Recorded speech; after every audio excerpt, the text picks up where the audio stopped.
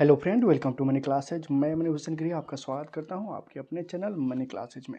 आज पढ़ेंगे हम लोग लुसेंट के और क्या अर्थशास्त्र, भारतीय भारतीय अर्थव्यवस्था, इंडियन इकोनॉमी का नौवा चैप्टर है। चैप्टर का नाम है राजस्व। 1 से लेकर 8 तक कंप्लीट हो चुका है जो प्ले लिस्ट में है।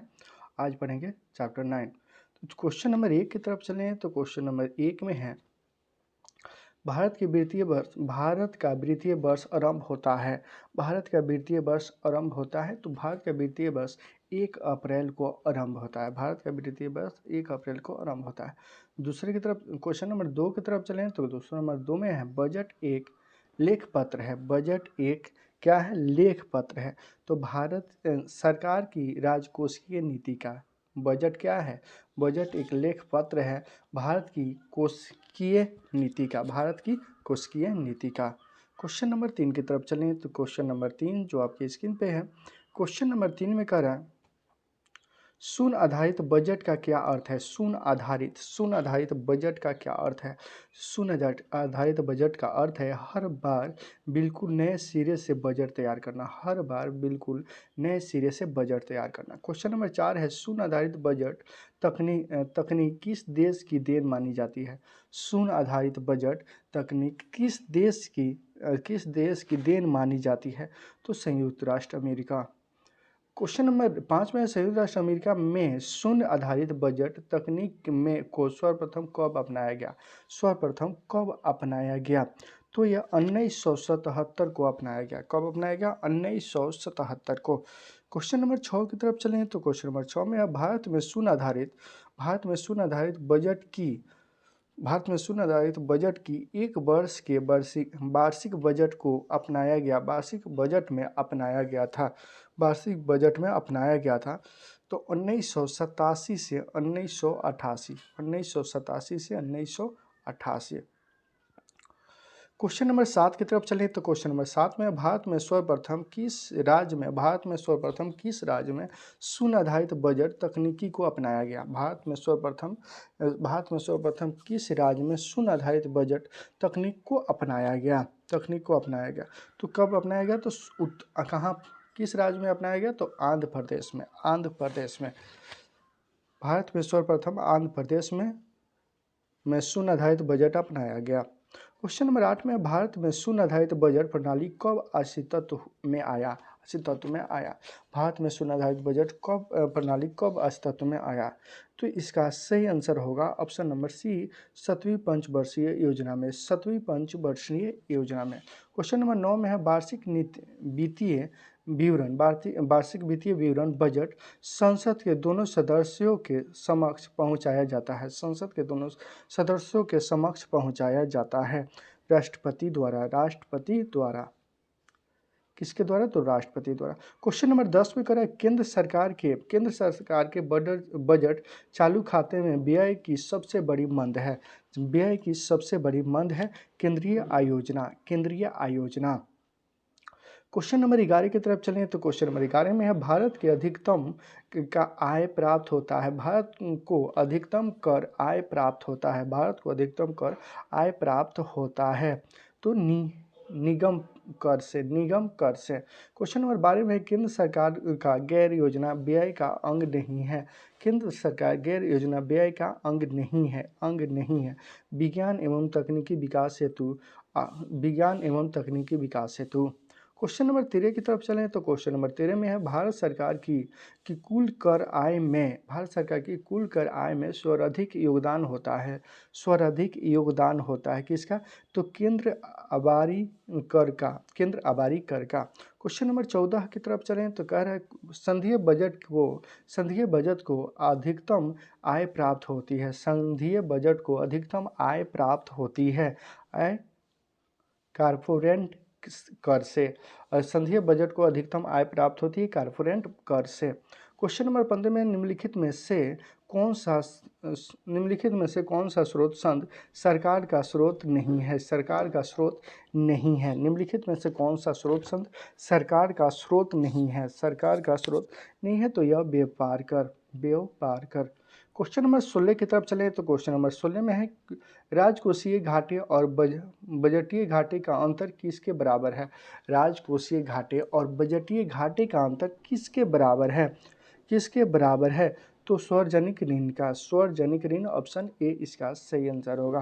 क्वेश्चन नंबर 17 में निम्नलिखित प्रत्यक्ष करों में से किस कर से सरकार को अधिकतम राजस्व की प्राप्ति होती है। अधिकतम राजस्व की प्राप्ति होती है तो निगम कर का, निगम कर का। क्वेश्चन नंबर 18 की तरफ चलें तो क्वेश्चन नंबर 18 में है भारत सरकार के बजट, भारत सरकार के बजट के कुछ घंटों में से किस घंटे का अधिकतम योगदान होता है, किस घंटे का अधिकतम योगदान होता है।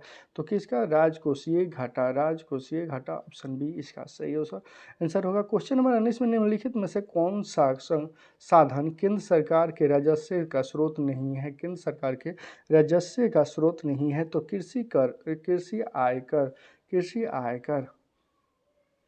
क्वेश्चन नंबर 20 की तरफ चलें। क्वेश्चन नंबर 20 जो आपके स्क्रीन पे है, क्वेश्चन नंबर 20 में कह रहा है भारत सरकार के बजट के आंकड़े, भारत सरकार के बजट के आंकड़े में कुछ व्यय और कुछ प्रणालियों के बीच अंतर को कहते हैं, प्रणालियों के बीच अंतर को कहते हैं, क्या कहते हैं, बजटीय घाटा, बजटीय घाटा। क्वेश्चन नंबर 11 की तरफ चलें तो क्वेश्चन नंबर 11 में है राजकोषीय घाटा से तात्पर्य है, राजकोषीय घाटा से तात्पर्य है, राजकोषीय घाटा से तात्पर्य है। इसका सही आंसर होगा ऑप्शन नंबर ए कुल व्यय, राजस्व प्राप्ति प्लस ऋण की वसूली प्लस विनिमय का से प्राप्ति।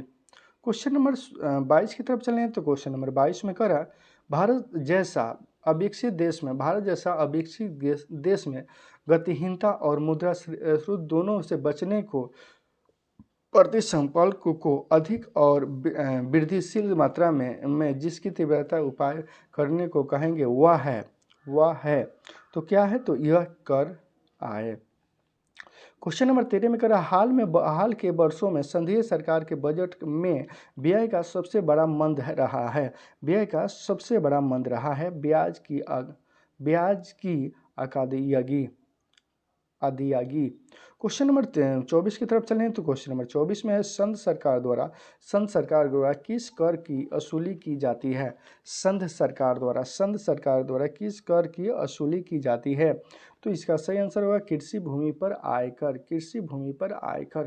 क्वेश्चन नंबर 25 में यदि सरकार का बजट 1 अप्रैल तक, यदि सरकार का बजट 1 अप्रैल तक ना पारित हो सके तो सरकारी व्यय किस आधार पर किया जाएगा, सरकारी व्यय किस आधार पर किया जाएगा। तो इसका सही आंसर होगा ऑप्शन सी लेखा अनुदान, लेखा अनुदान। क्वेश्चन नंबर 26 की तरफ चलें तो क्वेश्चन नंबर 26 में है लेखा अनुमोदन और अंतरिम बजट के बीच का क्या अंतर है, बीच के क्या अंतर है। एक में दिया स्थानीय सरकार के लेखानुमानों के प्रस्तावों को प्रयोग करती है जबकि कार्यवाहक सरकार अंतरिम के प्रस्तावों को प्रयोग करती है। दूसरा में दिया लेखानुमान सरकारों के बजट के व्यय पक्ष मात्र में संदर्भ होता है जबकि अंतरिम बजट में व्यय तथा आवर्ती दोनों सम्मिलित होते हैं। तो क्वेश्चन नंबर 26 का सही आंसर हो जाएगा ऑप्शन नंबर बी यानी केवल दो, केवल दो। क्वेश्चन नंबर 27 की तरफ चलें तो क्वेश्चन नंबर 27 है भारत के संविधान में बजट को कहा जाता है, भारत के संविधान में बजट को कहा जाता है, क्या कहा जाता है, वार्षिक बजट स्टेटमेंट। क्वेश्चन नंबर 28 में कह रहा है भारत में किसने आमदनी पर कर की शुरुआत की थी, भारत में किसने आमदनी पर कर की शुरुआत की थी, आमदनी पर कर की शुरुआत की थी, किसने थी। तो इसका सही आंसर हो जाएगा option number C James Wilson, James Wilson. Question number 29 में संघ सरकार के कर राजस्व में सबसे महत्वपूर्ण स्रोत है, सबसे महत्वपूर्ण स्रोत है, क्या स्रोत है, निगम कर, निगम कर। क्वेश्चन नंबर 30 की तरफ चलें तो क्वेश्चन नंबर 30 में है निम्नलिखित में से कौन सा कर भारत सरकार द्वारा नहीं लगाया जाता है, निम्नलिखित में से कौन सा कर भारत सरकार द्वारा नहीं लगाया जाता है। तो क्वेश्चन नंबर 30 का सही आंसर होगा ऑप्शन नंबर डी मार्ग कर। क्वेश्चन नंबर 31 की तरफ चलें तो क्वेश्चन नंबर 31 में करा निम्नलिखित में से कौन सा समूह केंद्रीय कर के से संबंधित है, केंद्रीय कर से संबंधित है। तो क्वेश्चन नंबर 31 का सही आंसर होगा ऑप्शन नंबर बी, उत्पादक शुल्क, सीमा शुल्क तथा आयकर। उत्पादक शुल्क, सीमा शुल्क तथा आयकर, ऑप्शन बी इसका सही आंसर होगा। क्वेश्चन नंबर 32 की तरफ चलें तो क्वेश्चन नंबर 32 में कह रहा है भारत में कृषि आय कर लगाया जा सकता है। भारत में कृषि आय कर लगाया जा सकता है। तो क्वेश्चन नंबर 32 का सही आंसर होगा राज्य सरकार के द्वारा, राज्य सरकार के द्वारा। क्वेश्चन नंबर 33 में निम्नलिखित में से कौन सा प्रत्यक्ष कर है, निम्नलिखित में से कौन सा प्रत्यक्ष कर है, कौन सा होगा, तो संपदा कर, संपदा कर। क्वेश्चन नंबर 34 में भारत की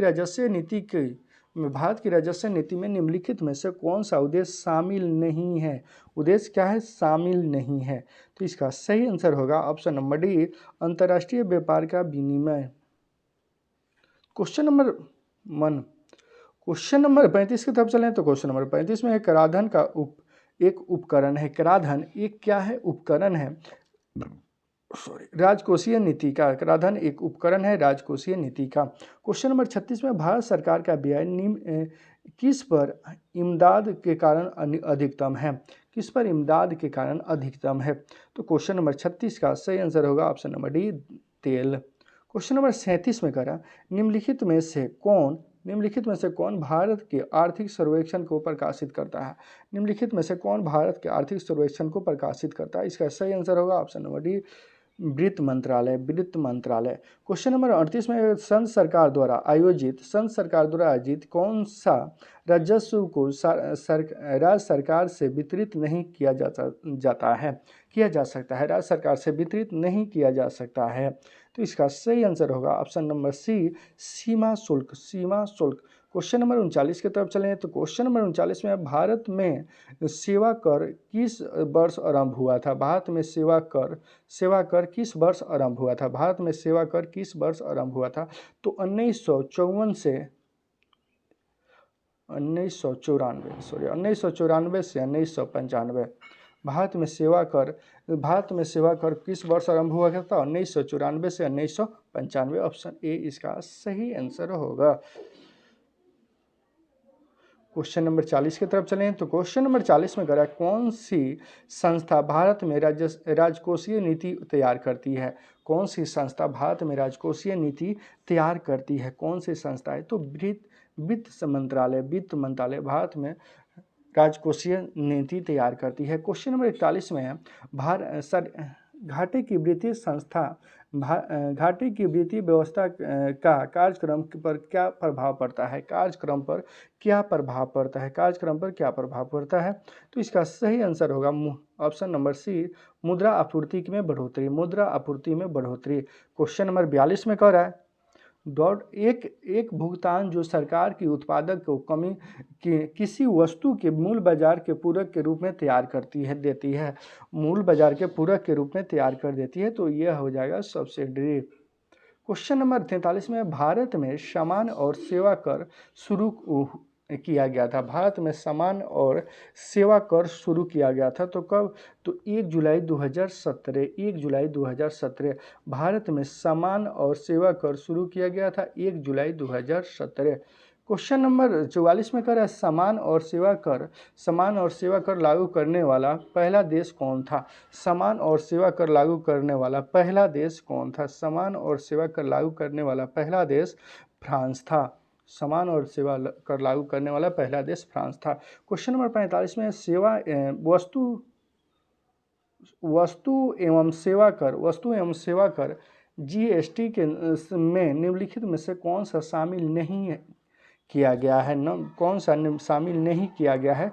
तो सीमा शुल्क, ऑप्शन बी इसका सही आंसर होगा। क्वेश्चन नंबर 46 में कह रहा है सरकार संसद द्वारा हाल ही में वित्तीय जीएसटी संविधान संशोधन विधेयक की स्वीकृति देने वाला पहला भारतीय राज्य कौन सा है। तो क्वेश्चन नंबर 46 का सही आंसर होगा option number C, Assam. Question number 47 में कह रहा है 1 जुलाई 2017 को भारत में जीएसटी का औपचारिक आरंभ हुआ था। तो इसका सही आंसर होगा ऑप्शन नंबर ए, संसद भवन से। ऑप्शन नंबर ए, संसद भवन से। क्वेश्चन नंबर 47 का सही आंसर होगा ऑप्शन नंबर ए। चैप्टर 9 कंप्लीट हो गया। अब देखेंगे चैप्टर 10।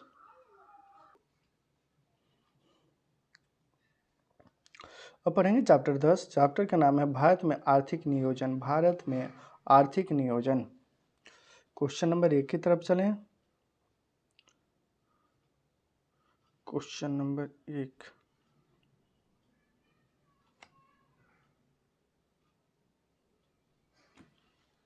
तो क्वेश्चन नंबर 1 में कह रहा है भारत में आर्थिक नियोजन का स्वरूप। भारत में आर्थिक नियोजन का स्वरूप है।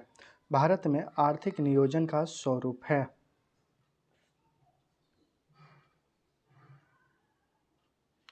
भारत में आर्थिक नियोजन का स्वरूप है।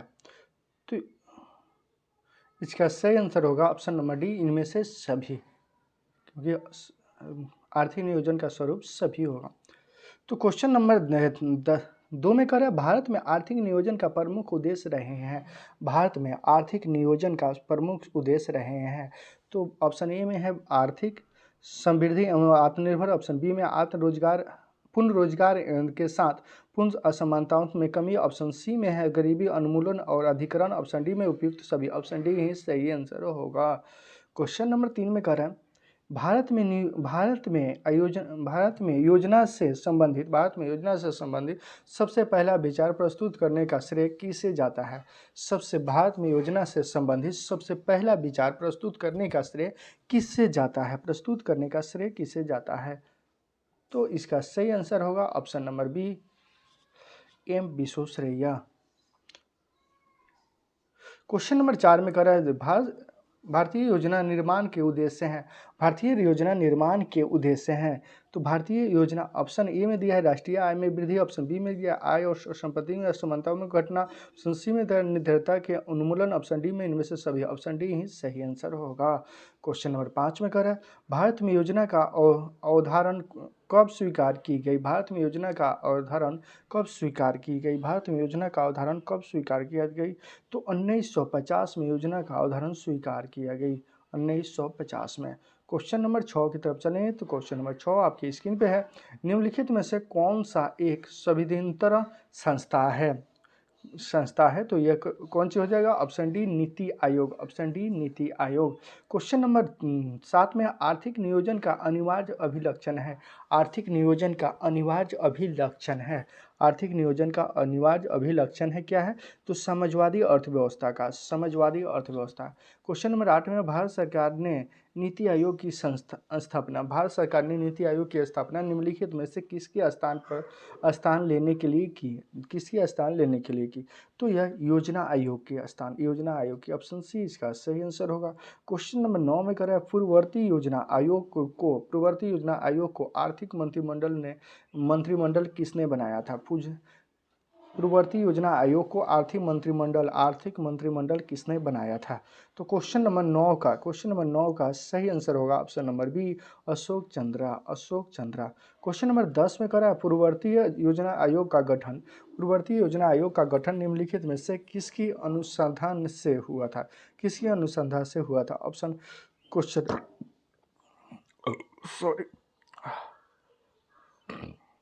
नंबर 9 का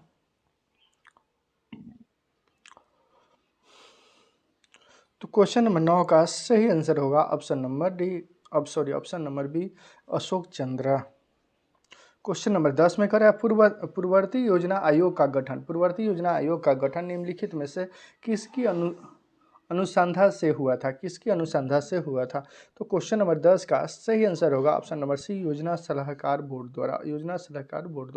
क्वेश्चन नंबर 11 में कह रहा है भारत में आर्थिक नियोजन का आरंभ कब हुआ था। तो भारत में आर्थिक नियोजन का आरंभ 1 अप्रैल 1951 को हुआ था। 1 अप्रैल 1951 को हुआ था। क्वेश्चन नंबर 12 में कह रहे हैं भारत के लिए नियोजित अर्थव्यवस्था नामक पुस्तक के लेखक थे कौन हैं? भारत के लिए नियोजित अर्थव्यवस्था नामक पुस्तक के लेखक कौन थे? पुस्तक के लेखक कौन थे? तो इसका सही आंसर हो जाएगा option number C, sir M Visvesvaraya. Question number 13 की तरफ चलें तो क्वेश्चन नंबर 13 में है प्लांट्स एंड द फूल के लेखक कौन है? प्लांट एंड द फूल के लेखक कौन है? तो इसका सही आंसर हो जाएगा option number B, option number B, B.S. Minhas. Question number 14 की तरफ चलें तो कह रहे स्वतंत्र पूर्व डॉक्टर एम विश्वेश्वरैया ने भारत को नियोजन का एक योजना प्रस्तुत की थी। उनकी यह योजना कितने वर्षीय की थी? उनकी यह योजना कितने वर्षीय थी? तो इसका सही आंसर होगा ऑप्शन नंबर सी, 5 वर्षीय योजना थी। क्वेश्चन नंबर 15 में कह रहा राष्ट्रीय योजना समिति के संस्थापक कब हुआ?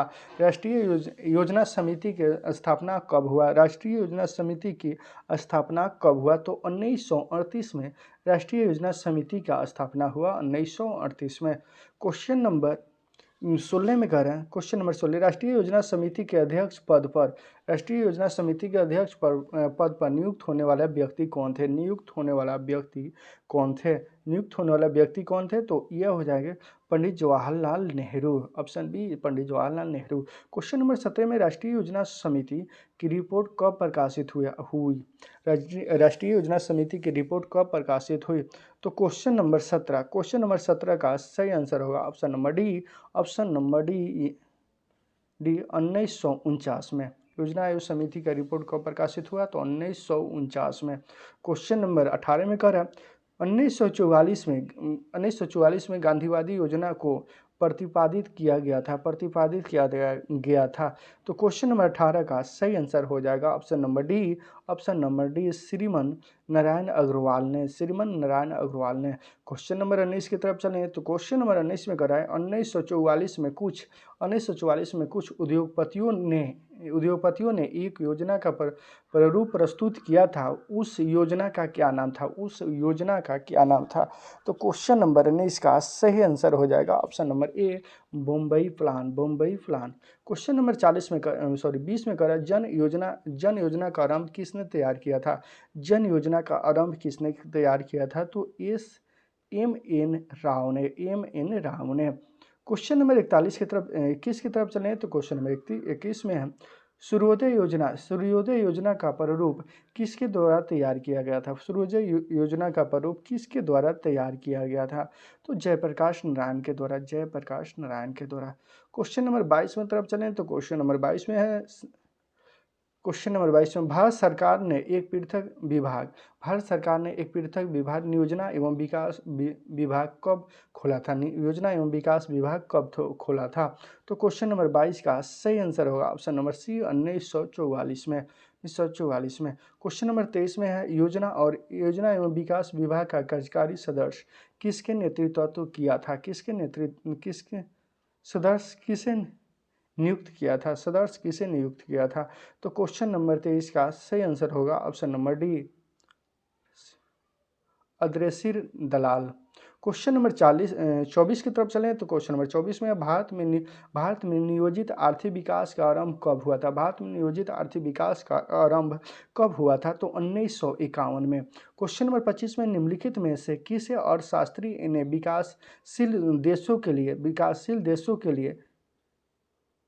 देशों के लिए रोपिंग प्लान की अवधारणा को सर्वप्रथम समर्थन किया था? तो क्वेश्चन नंबर 25 का सही आंसर होगा option number B. Question number 26 की तरफ चलें तो क्वेश्चन नंबर 26 में है आर्थिक नियोजन का विषय है। क्या है आर्थिक नियोजन का विषय? तो समवर्तीय सूची का। क्वेश्चन नंबर 27 में करा योजना आरंभ।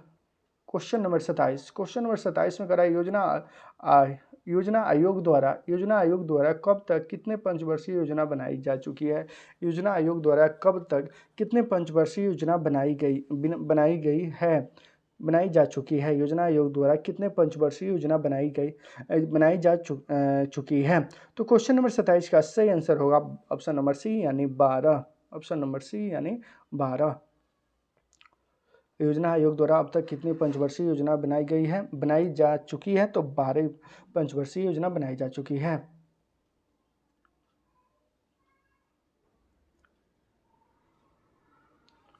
क्वेश्चन नंबर 28 की तरफ चलें तो क्वेश्चन नंबर 28 जो आपकी स्क्रीन पर है, क्वेश्चन नंबर 28 में कह रहा है योजना आयोग द्वारा अब तक कितने पंचवर्षीय योजना बनाई जा चुकी है? यहाँ पंचवर्षीय योजना है और यहाँ वार्षिक योजना है। तो क्वेश्चन नंबर 28 का सही आंसर होगा ऑप्शन नंबर सी यानी 7। पंचवर्षीय योजना 12 और वार्षिक योजना 7। ऑप्शन सी इसका सही आंसर होगा।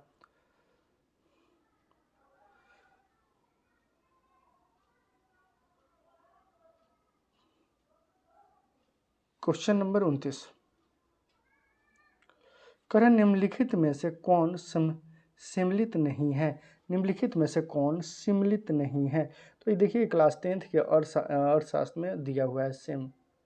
तो क्वेश्चन नंबर 29 का सही आंसर हो जाएगा तृतीय पंचवर्षीय योजना।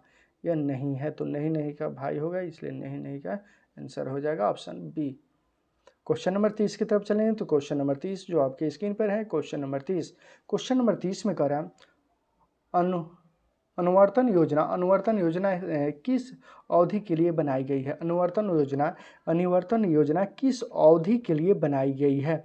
किस अवधि के लिए बनाई गई? तो 1978 से 1983 के लिए। क्वेश्चन नंबर 31 में है भारत में योजना के आरंभ से किसे भी पंचवर्षीय योजना के और अनुवांछित कुछ वर्षों की संख्या है। कुछ वर्षों की संख्या है तो कौन हो जाएगा? ऑप्शन सी यानी 6 वर्षों की संख्या। क्वेश्चन नंबर 32 की तरफ चलें तो क्वेश्चन नंबर 32 में भारत में योजना अवकाश था। तो क्वेश्चन नंबर 32 का सही आंसर होगा ऑप्शन नंबर बी 1966 के सूखे के पश्चात। क्वेश्चन नंबर 33 में कह रहा है निम्नलिखित में से सही है तो इसका सही आंसर होगा ऑप्शन डी इनमें से सभी सही है। तो क्वेश्चन नंबर 34 की तरफ चलें तो क्वेश्चन नंबर 34 में है किस पंचवर्षीय योजना के दौरान आर्थिक समृद्धि का लक्ष्य अधिक नहीं था। तो किस पंचवर्षीय योजना के दौरान? तो द्वितीय पंचवर्षीय योजना के दौरान। ऑप्शन बी इसका सही होगा। क्वेश्चन नंबर 35 में कह रहा है निम्नलिखित योजनाओं और कार्यक्रमों का मिलान कीजिए। तो ये हो जाएगा एक का हो जाएगा 2 और बी का हो जाएगा 1 और सी का हो जाएगा 3 और डी का हो जाएगा 5 और ई का हो जाएगा 4, यानी आपका आंसर होना चाहिए ऑप्शन डी। क्वेश्चन नंबर 36 में करा है प्रथम पंचवर्षीय योजना में किस क्षेत्र की प्रमुखता दी गई है? तो किसकी दी गई है? तो ऑप्शन बी कृषि क्षेत्र को। क्वेश्चन नंबर 37 में करा प्रथम पंचवर्षीय योजना विकास के किस मॉडल पर आधारित है? कि प्रथम पंचवर्षीय योजना विकास के किस मॉडल पर आधारित है? तो क्वेश्चन नंबर 37 का सही आंसर होगा ऑप्शन नंबर ए। क्वेश्चन नंबर 38 की तरफ चलें तो क्वेश्चन नंबर 38 में कह रहा भारत में औद्योगिकरण की प्रक्रिया किस पंचवर्षीय योजना से प्रारंभ की जाती है? तो किससे? तो द्वितीय पंचवर्षीय योजना से प्रारंभ की जाती है। क्वेश्चन नंबर 39 में द्वितीय पंचवर्षीय योजना का प्रारूप किसने तैयार किया था? द्वितीय पंचवर्षीय योजना का प्रारूप किसने तैयार किया था? तो ऑप्शन सी इसका सही आंसर होगा। क्वेश्चन नंबर 40 की तरफ चलें तो क्वेश्चन नंबर 40 में है क्वेश्चन नंबर 40 में है खादी एवं ग्रामीण उद्योग आयोग की स्थापना किस पंचवर्षीय योजना के अंतर्गत की गई थी। किस पंचवर्षीय योजना के अंतर्गत की गई थी। तो दूसरी पंचवर्षीय योजना के अंतर्गत की गई थी। क्वेश्चन नंबर 41 में उद्योग के विकास तथा औद्योगिकरण की रणनीति किस योजना की अंग थी। किस योजना की अंग थी। तो क्वेश्चन नंबर 41 का सही आंसर होगा ऑप्शन नंबर ए द्वितीय। क्वेश्चन नंबर 42 की तरफ चलें तो क्वेश्चन नंबर 42 में करा दूसरी योजना ने किसको प्राथमिकता दी थी। दूसरी योजना ने किसको प्राथमिकता दी थी। तो दूसरी योजना ने भारी उद्योग को प्राथमिकता दी थी। क्वेश्चन नंबर 42 की तरफ चलें क्वेश्चन नंबर 43। तो क्वेश्चन नंबर 43 में करा भारत में कौन सी पंचवर्षीय योजना सोवियत संघ के 1928 के मैडमैन योजना के अनुरूप करके तैयार की गई है। तो क्वेश्चन नंबर 43 का सही आंसर हो जाएगा ऑप्शन नंबर बी द्वितीय। क्वेश्चन नंबर 44 में कर रहा है किस पंचवर्षीय योजना के दौरान भारत में 3 लौह इस्पात संयंत्र स्थापित की गई थी। 3 लौह इस्पात संयंत्र स्थापित की गई। तो क्वेश्चन नंबर 44 का सही आंसर होगा ऑप्शन नंबर बी तृतीय। क्वेश्चन नंबर 45 में कर रहा है द्वितीय पंचवर्षीय योजना में स्थापित 3 लौह इस्पात संयंत्रों में कौन शामिल नहीं था। तो क्वेश्चन नंबर 45 का सही आंसर होगा option number B Bokaro. Question number 46 में करा द्वितीय पंचवर्षीय योजना में किस क्षेत्र में विकास का सर्वाधिक बल दिया गया। किस क्षेत्र में द्वितीय पंचवर्षीय योजना में किस क्षेत्र में के विकास में पर सर्वाधिक बल दिया गया। विकास पर सर्वाधिक बल दिया गया। तो क्वेश्चन नंबर 46 का सही आंसर होगा ऑप्शन नंबर डी अधसंरचना। क्वेश्चन नंबर 47 की तरफ चलें तो क्वेश्चन नंबर 47 में है द्वितीय पंचवर्षीय योजना का मुख्य उद्देश्य क्या था। तो क्वेश्चन नंबर 47 का सही आंसर होगा ऑप्शन नंबर डी अर्थव्यवस्था के सर्वोत्त विकास की गति प्रदान करने हेतु एक प्रबल प्रयास करना। क्वेश्चन नंबर 48 में करा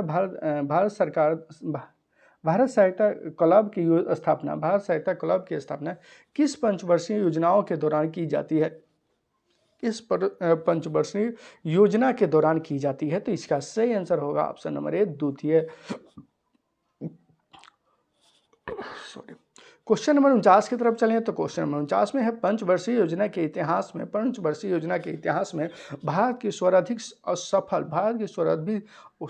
असफल योजना किसे माना जाता है। किसे पंचवर्षीय योजना के इतिहास में भारत का सर्वाधिक असफल योजना किसे माना जाता है।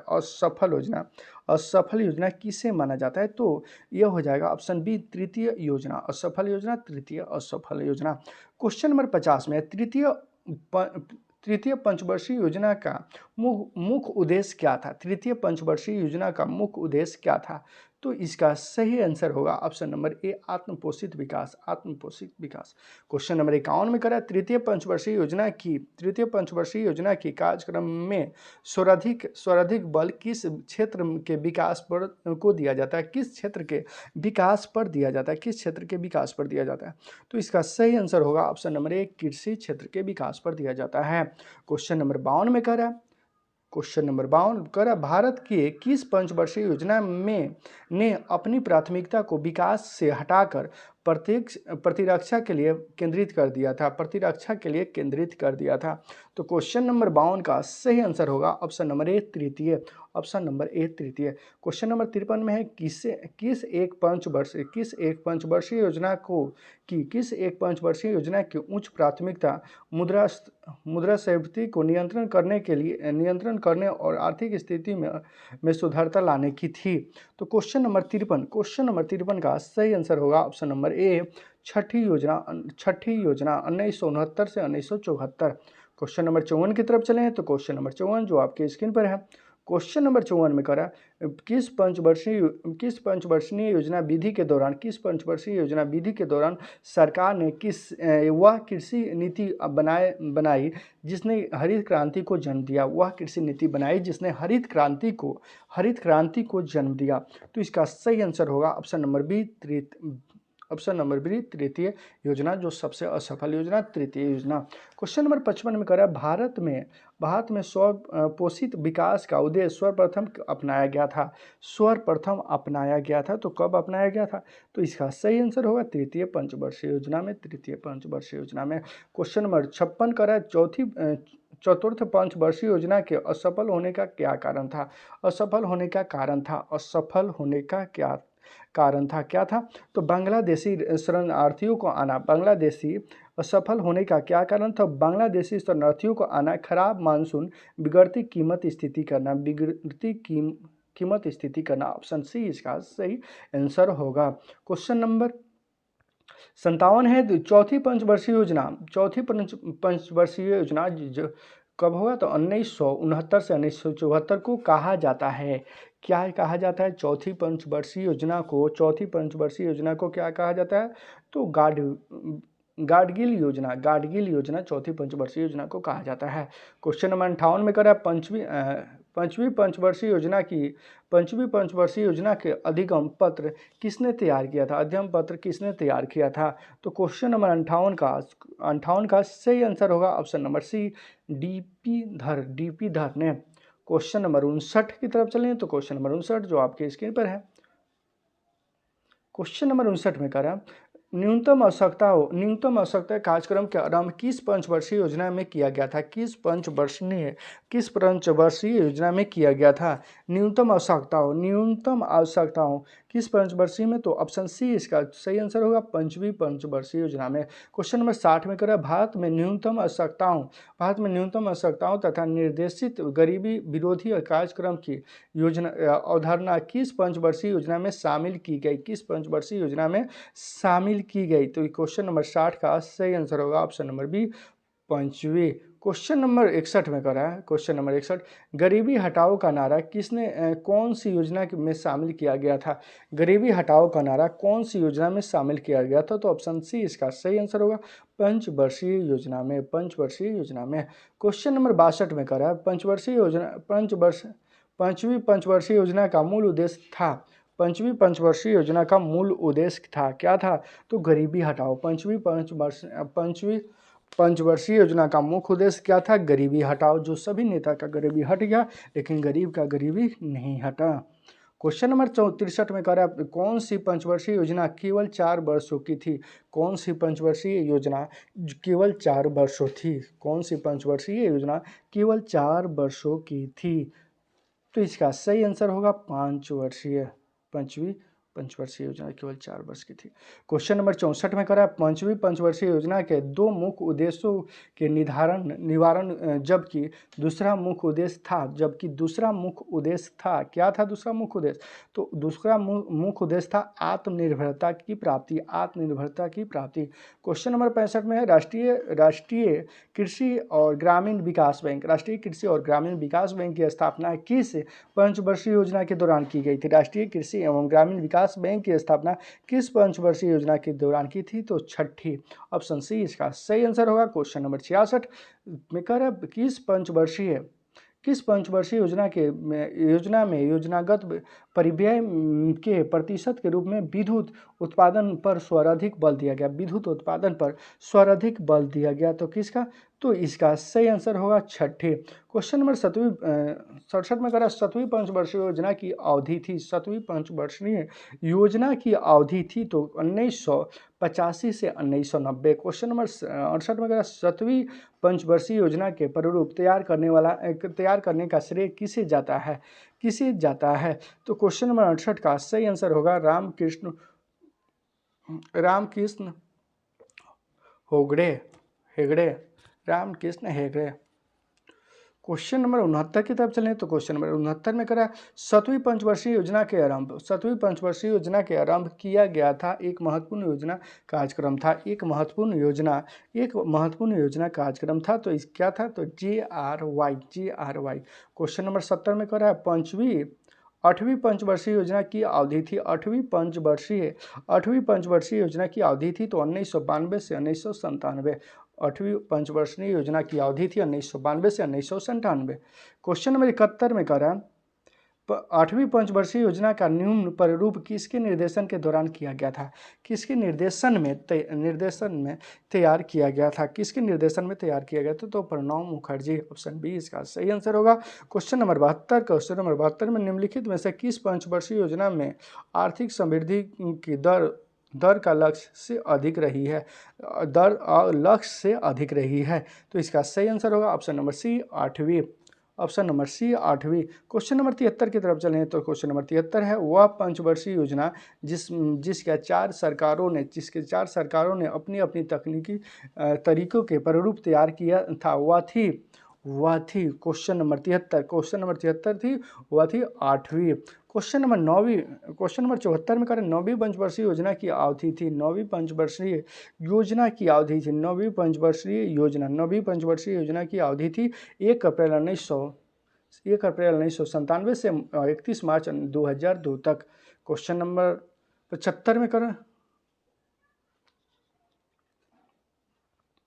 क्वेश्चन नंबर 75 की तरफ चलें तो क्वेश्चन नंबर 75 में करा 9वीं पंचवर्षीय योजना में प्राथमिकता दी गई है। 9वीं पंचवर्षीय योजना में प्राथमिकता दी गई है। 9वीं पंचवर्षीय योजना में प्राथमिकता दी गई है तो नवीन न्यायपूर्ण वितरण एवं समानता के साथ विकास। ऑप्शन इसका सही आंसर होगा। क्वेश्चन नंबर 76 की तरफ चलें तो क्वेश्चन नंबर 76 में है 9वीं योजना के प्राथमिकता का क्षेत्र थे। 9वीं योजना के प्राथमिकता के क्षेत्र थे कौन थे? तो इनमें से सभी, ये सभी हो जाएगा। ऑप्शन डी इसका सही आंसर होगा। क्वेश्चन नंबर 77 में करा 10वीं पंचवर्षीय योजना की अवधि थी। 10वीं पंचवर्षीय योजना की अवधि थी तो 2002 से 2007। 10वीं पंचवर्षीय योजना की अवधि थी 2002 से 2007। उसके बाद क्वेश्चन नंबर 78 में करा 10वीं पंचवर्षीय योजना 2002 से 2007 के दौरान किस वर्ष भारत में आर्थिक वृद्धि दर सबसे कम रही है? किस वर्ष भारत में आर्थिक वृद्धि दर सबसे कम रही है? तो इसका सही आंसर होगा ऑप्शन नंबर ए 2002 से 2003। क्वेश्चन नंबर 79 की तरफ चलें तो क्वेश्चन 79 है 10वीं पंचवर्षीय योजना 2002 से 2007 के दौरान किस वर्ष भारत में आर्थिक वृद्धि दर सबसे अधिक रही है? किस वर्ष भारत में आर्थिक वृद्धि दर सबसे अधिक रही है? आर्थिक वृद्धि दर सबसे अधिक रही है। तो क्वेश्चन नंबर 79 का सही आंसर होगा ऑप्शन नंबर डी 2006 से 2007। क्वेश्चन नंबर 80 की तरफ चलें तो क्वेश्चन नंबर 80 में करें 11वीं पंचवर्षीय योजना की अवधि निम्न में से कौन सा रही है? कौन सा सही है? 11वीं पंचवर्षीय योजना की अवधि निम्न में से कौन सा सही है? तो क्वेश्चन नंबर 80 का सही आंसर होगा ऑप्शन नंबर डी 1/4/2017 से 31/3/2012 तक। 1/4/2017 से 31/3/2012 तक। क्वेश्चन नंबर 81 की तरफ चलें तो क्वेश्चन नंबर 81 में निम्नलिखित में से कौन पंचवर्षीय योजना सही नहीं है तो नहीं वाला खोजना होगा। तो क्वेश्चन नंबर 81 का सही आंसर होगा ऑप्शन नंबर डी। ये नहीं है तो नहीं का भाई होगा। ऑप्शन नंबर डी इसका सही आंसर होगा। क्वेश्चन नंबर 82 सामुदायिक विकास कार्यक्रम का आरंभ किस वर्ष किया गया था? तो इसका सही आंसर होगा ऑप्शन नंबर बी 1952 में। क्वेश्चन नंबर 83 में कहता है आत्मनिर्भर किसका मुख्य उद्देश्य था? क्वेश्चन नंबर 83 7वीं योजना का आत्मनिर्भर मुख्य उद्देश्य था। क्वेश्चन नंबर 84 में है किस पंचवर्षीय योजना में भारत की कृषि वृद्धि दर सर्वाधिक रही है? भारत की कृषि कृषि वृद्धि दर सर्वाधिक रही है। तो क्वेश्चन नंबर 84 का सही आंसर होगा ऑप्शन नंबर सी, चौथी पंचवर्षीय योजना। चौथी पंचवर्षीय योजना। क्वेश्चन नंबर 85 में है 11वीं पंचवर्षीय योजना की अवधि में 11वीं पंचवर्षीय योजना की अवधि में रोजगार के लिए कितने नए अवसर सूचित करने का लक्ष्य निर्धारित किया गया। सूचित करने का लक्ष्य निर्धारित किया गया था। तो 85 का सही आंसर होगा option number C, 7 crore. Question number 86 की तरफ चलेंगे तो क्वेश्चन नंबर 86 में 11वीं पंचवर्षीय योजना में निरूपित से 11वीं पंचवर्षीय योजना में निरूपित समावेशी विकास निम्नलिखित में से किसी एक का सम्मिलित नहीं करता है। किसी एक का सम्मिलित नहीं करता है। तो क्वेश्चन नंबर 86 का सही आंसर होगा ऑप्शन नंबर सी, पूंजी बाजार का सशक्तिकरण। पूंजी बाजार का सशक्तिकरण ऑप्शन सी इसका सही आंसर होगा। क्वेश्चन नंबर 87 में करें भारत की पंचवर्षीय योजना के संदर्भ में भारत की पंचवर्षीय योजना के संदर्भ में अधिकरण के ढांचे में परिवर्तन के अंतर्गत भारी उद्योग का महत्व कम करने हेतु आधारित संरचनाओं पर बल देने की शुरुआत किस योजना में से की गई थी। किस योजना से की गई थी। तो क्वेश्चन नंबर 87 का सही आंसर होगा option number B, option number B, छठी योजना से। क्वेश्चन नंबर 88 की तरफ चलें तो क्वेश्चन नंबर 88 में करा निम्नलिखित योजनाओं में से भारत में उच्चतम वृद्धि दर किस योजना से में रही है। उच्चतम वृद्धि दर किस योजना में रही है। तो क्वेश्चन नंबर 88 का सही आंसर होगा ऑप्शन नंबर डी, 11वीं योजना में। 11वीं योजना में। क्वेश्चन नंबर 89 की तरफ चलें तो क्वेश्चन नंबर 89 में है अर्थव्यवस्था के विकास के लिए केंद्रयुक्त नियोजन सर्वप्रथम कहाँ अपनाई गई थी। केंद्र युक्त नियोजन सर्वप्रथम कहाँ अपनाई गई थी। तो 89 का सही आंसर होगा ऑप्शन नंबर ए, पूर्व संयुक्त संघ द्वारा। क्वेश्चन नंबर 90 में करें भारत में योजना विधि में कितने बार योजना अवकाश आया है। भारत में योजना वृद्धि में कितने बार योजना अवकाश आया है। तो क्वेश्चन नंबर 90 का सही आंसर होगा ऑप्शन नंबर बी, 3 बार। क्वेश्चन नंबर 91 की तरफ चले हैं तो क्वेश्चन नंबर 91 में करा भारतीय नियोजन काल का कौन सा दशक कृषि उत्पादन की दृष्टि से सर्वाधिक सफल माना जाता है। कृषि उत्पादन की दृष्टि से सर्वाधिक सफल माना जाता है। तो 1980 का दशक। 1980 का दशक। क्वेश्चन नंबर 92 की तरफ चले हैं तो क्वेश्चन नंबर 92 जो आपके स्क्रीन पे है, क्वेश्चन नंबर 92 में करें निम्नलिखित कथनों पर विचार कीजिए। किया जाए तो चौथी पंचवर्षीय योजना का प्रवर्तन स्थापित किया गया था। इसके स्थान पर 1966 से 1969 में 3 वर्षीय योजना चलाई गई। दूसरा है पांचवी पंचवर्षीय योजना 1 वर्ष पूर्व ही समाप्त कर दी गई। तीसरा है 8वीं पंचवर्षीय योजना का आरंभ 1990 की जगह 1992 में हुआ। अब इसमें इसमें से सही कथन सही, इनमें से कौन कथन सही है। 1, 3 या ऑप्शन बी में 1, 2, ऑप्शन सी में 1, 3, ऑप्शन डी में 1, 2, 3। तो क्वेश्चन नंबर 92 का सही आंसर होगा ऑप्शन नंबर डी, 1, 2, 3, तीनों सही हैं। क्वेश्चन नंबर 93 में करें नीति आयोग का गठन किस वर्ष हुआ था। नीति आयोग का गठन किस वर्ष हुआ था। नीति आयोग का गठन किस वर्ष हुआ था। तो 2015 में नीति आयोग का गठन हुआ था। क्वेश्चन नंबर 94 में करा क्वेश्चन नंबर 94 में करा भारत में योजना आयोग का गठन हुआ था। भारत में योजना आयोग का गठन हुआ था। क्वेश्चन नंबर 94 का सही आंसर होगा ऑप्शन नंबर सी, मार्च 1950 में। भारत में योजना आयोग का गठन मार्च 1950 में हुआ था। क्वेश्चन नंबर 95 में करा योजना आयोग के स्थान पर नई नीति आयोग के जनवरी 2015 से आशित तत्व में आया है। नीति आयोग का उदेन अध्यक्ष किसे बनाया गया। नीति आयोग का उदेन अध्यक्ष किसे बनाया गया। तो 1995 का सही आंसर होगा ऑप्शन नंबर ए, प्रधानमंत्री को। ऑप्शन नंबर ए, प्रधानमंत्री को। क्वेश्चन नंबर 96 का निम्नलिखित में से किसे नवगठित नीति आयोग का प्रथम उपाध्यक्ष बनाया गया। नीति आयोग का प्रथम उपाध्यक्ष बनाया गया।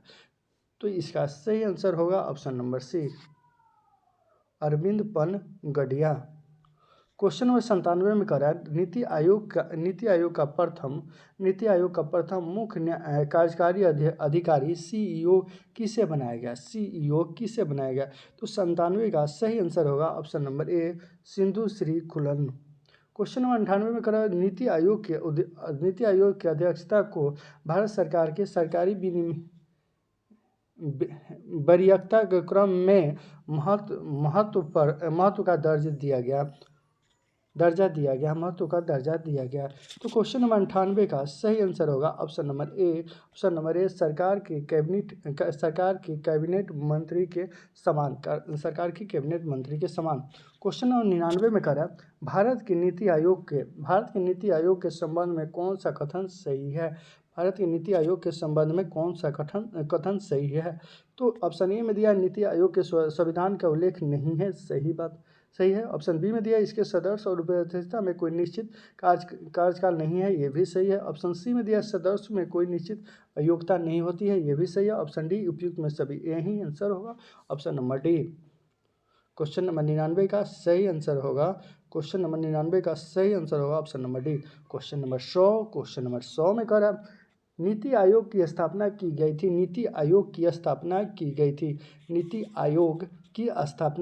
थी। कब की गई थी? स्थापना की गई थी। ऑप्शन इसका सही आंसर होगा, संसदीय मंत्रिमंडल के द्वारा एक विशेष प्रस्ताव को पारित किया गया। संसद मंडल द्वारा एक विशेष प्रस्ताव पारित किया गया। क्वेश्चन नंबर 101 में भारत के नीति आयोग है। ऑप्शन ए में 2015 के में बनाया गया। ऑप्शन बी में 2 में दिया है संवैधानिक निकाय। ऑप्शन 3 में दिया है सहकारी निकाय। ऑप्शन और 4 में दिया है सहकारी विभाग। तो क्वेश्चन नंबर 101 का सही आंसर होगा ऑप्शन नंबर सी, यानी 1 और 3 इसका सही आंसर होगा। क्वेश्चन नंबर 102 में करा, राष्ट्रीय विकास परिषद का गठन किस वर्ष किया गया था। राष्ट्रीय विकास परिषद का गठन किस वर्ष किया गया था। तो 1992 में राष्ट्रीय विकास का गठन 1992 में किया गया था। 103 में करा, राष्ट्रीय विकास परिषद का अध्यक्ष होता है। तो 103 का सही आंसर होगा ऑप्शन नंबर ए, प्रधानमंत्री। राष्ट्रीय विकास परिषद का अध्यक्ष होता है प्रधानमंत्री। क्वेश्चन नंबर 104 में करें, राष्ट्रीय विकास परिषद का उदेन सचिव होता है। कौन होता है? तो नीति आयोग के सचिव। ऑप्शन बी इसका सही आंसर होगा। क्वेश्चन नंबर 105 में करें, राष्ट्रीय विकास परिषद में शामिल नहीं होता है। 105 का सही आंसर होगा ऑप्शन नंबर बी सी, वित्त आयोग के सदस्य। 105 क्वेश्चन नंबर 105 का सही आंसर होगा ऑप्शन नंबर सी, वित्त आयोग के अध्यक्ष। क्वेश्चन नंबर 106 में कर अब चलें, तो क्वेश्चन नंबर 106 में करा 1967 में किसे राष्ट्रीय विकास परिषद की सदस्यता प्रदान की थी। ऑप्शन ए में दिया है केंद्रीय मंत्रिमंडल के सभी सदस्य। ऑप्शन बी में दिया है राज्य मंत्रिमंडल के सभी सदस्य। सी में दिया है केंद्र सीमित प्रदेश के प्रशासन। ऑप्शन डी में दिया है सरकार के उपराष्ट्रपति। तो क्वेश्चन नंबर 106 का सही आंसर हो जाएगा 1 और 3। ऑप्शन नंबर बी इसका सही आंसर होगा। क्वेश्चन नंबर 107 की तरफ चलें, तो क्वेश्चन नंबर 107 में कर, नीति आयोग की अध्यक्षता के संबंध में निम्नलिखित में से कौन सा कथन सही है। नीति आयोग की अध्यक्षता के संबंध में कौन सा एक कथन सही है। तो वह आयोग के वास्तविक कार्यक्रम प्रमुख होता है। ऑप्शन नंबर सी, क्वेश्चन है, नीति आयोग की अध्यक्षता के संबंध में निम्नलिखित में से कौन कथन सही है। तो सही कथन चुनना है। तो ये 3 भी हो जाएगा और 2 भी हो जाएगा। उसे कैबिनेट मंत्री की दर्जा प्राप्त है। यानी 2 और 3 सही आंसर होगा। 107 का सही आंसर होगा option number C. Question number 108 में करब चलें, तो क्वेश्चन नंबर 108 में कर क्वेश्चन नंबर 108 की तरफ चलें, तो क्वेश्चन नंबर 108 में कर राष्ट्रीय विकास परिषद संबंधित है। 108 का सही आंसर होगा ऑप्शन नंबर सी, पंचवर्षीय योजना के अनुमोदन करने में। ऑप्शन सी इसका सही आंसर होगा। क्वेश्चन नंबर 109 में की तरफ चले तो क्वेश्चन नंबर 109 में भारत में वित्त आयोग के गठन का प्रस्ताव संविधान के किस अनुच्छेद से वर्णित है, संविधान के किस अनुच्छेद से वर्णित है। तो 109 का सही आंसर होगा ऑप्शन नंबर बी अनु 280। क्वेश्चन नंबर 110 में करें वित्त आयोग के संबंध में सही कथन है। वित्त आयोग के संबंध में सही कथन है, ऑप्शन ए में दिया है। यह एक संवैधानिक संस्था है, इसका गठन संविधान के अनुच्छेद 280 के अंतर्गत किया गया। ऑप्शन सी में 15वीं वित्त आयोग के अध्यक्षता NK सिंह है। ऑप्शन डी में उपयुक्त में से सभी, ऑप्शन डी सही आंसर होगा। क्वेश्चन नंबर 111 में करें अभी तक कुल कितने वित्त आयोग का गठन किया गया था। अभी तक कुल कितने वित्त आयोग का गठन किया जा चुका है। तो क्वेश्चन नंबर 111 का सही आंसर होगा ऑप्शन नंबर डी यानी 15। अभी तक 15 वित्त आयोग का गठन किया जा चुका है। क्वेश्चन नंबर 12 में कह रहा है प्रथम वित्त आयोग का अध्यक्ष कौन था। प्रथम वित्त आयोग का अध्यक्ष कौन था। तो इसका सही आंसर होगा option number A KC Neogi. Question number 113 निम्नलिखित में से कौन अभी तक गठित किए गए किसी भी वित्त आयोग के अध्यक्ष नहीं रहे हैं। तो कौन है। तो अमरीश बागची, ऑप्शन ए इसका सही आंसर होगा। क्वेश्चन नंबर 114 की तरफ चलें तो क्वेश्चन नंबर 114 में करें वित्त आयोग का गठन कितनी अवधि के लिए किया जाता है। वित्त आयोग का गठन कितनी अवधि के लिए किया जाता है। तो 114 का सही आंसर होगा ऑप्शन नंबर बी यानी 5 वर्षों के लिए। वित्त आयोग का गठन 5 वर्षों के लिए किया जाता है। 115 में क्वेश्चन है 15वीं वित्त आयोग का अध्यक्ष कौन है। तो इसका सही आंसर होगा option number D NK Singh. 15वीं वित्त आयोग के अध्यक्ष कौन है। NK सिंह। 15वीं वित्त आयोग के अध्यक्ष NK सिंह। क्वेश्चन नंबर 116 में कह रहा है केंद्र एवं राज्य के बीच वित्त विवादों के निपटाने हेतु मुख्य एजेंसी है कौन है। तो वित्त आयोग। वित्त विवादों को निपटाने के लिए वित्त आयोग है। क्वेश्चन नंबर 117 में करा वित्त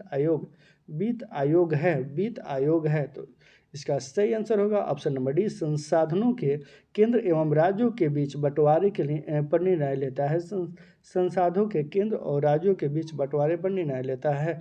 क्वेश्चन नंबर 118 में कह रहा है क्वेश्चन नंबर 118 में निम्नलिखित में से कौन सा एक विकास कार्य नीति के नेहरू महानिवेश मॉडल का अभिलक्षण नहीं है।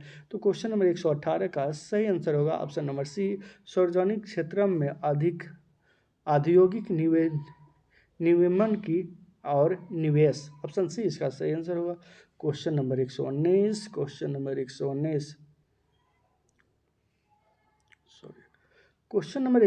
की तरफ चलें तो क्वेश्चन नंबर 119 में करा निम्नलिखित में से कौन सी 12वीं पंचवर्षीय योजना के कथित व्यापक दृष्टि के और तथा अंकों के सर्वोत्तम व्यवस्था है।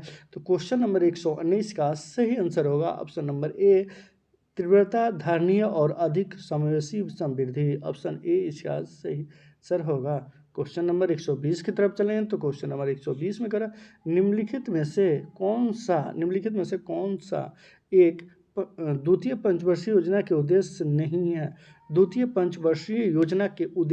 है। कौन सा नहीं है। तो ऑप्शन सी खदानों के में आत्मनिर्भर को प्राप्त करने और उद्योग के निर्यात की जरूरतों को पूरा करने के लिए कृषि उत्पादन को बढ़ोतरी देना, ऑप्शन सी इसका सही आंसर होगा। क्वेश्चन नंबर 121 में करा किस पंचवर्षीय योजना के दौरान आपातकाल लगाया गया उस नए चुनाव हुए थे और जनता पार्टी चुनी गई थी। चुनी गई थी।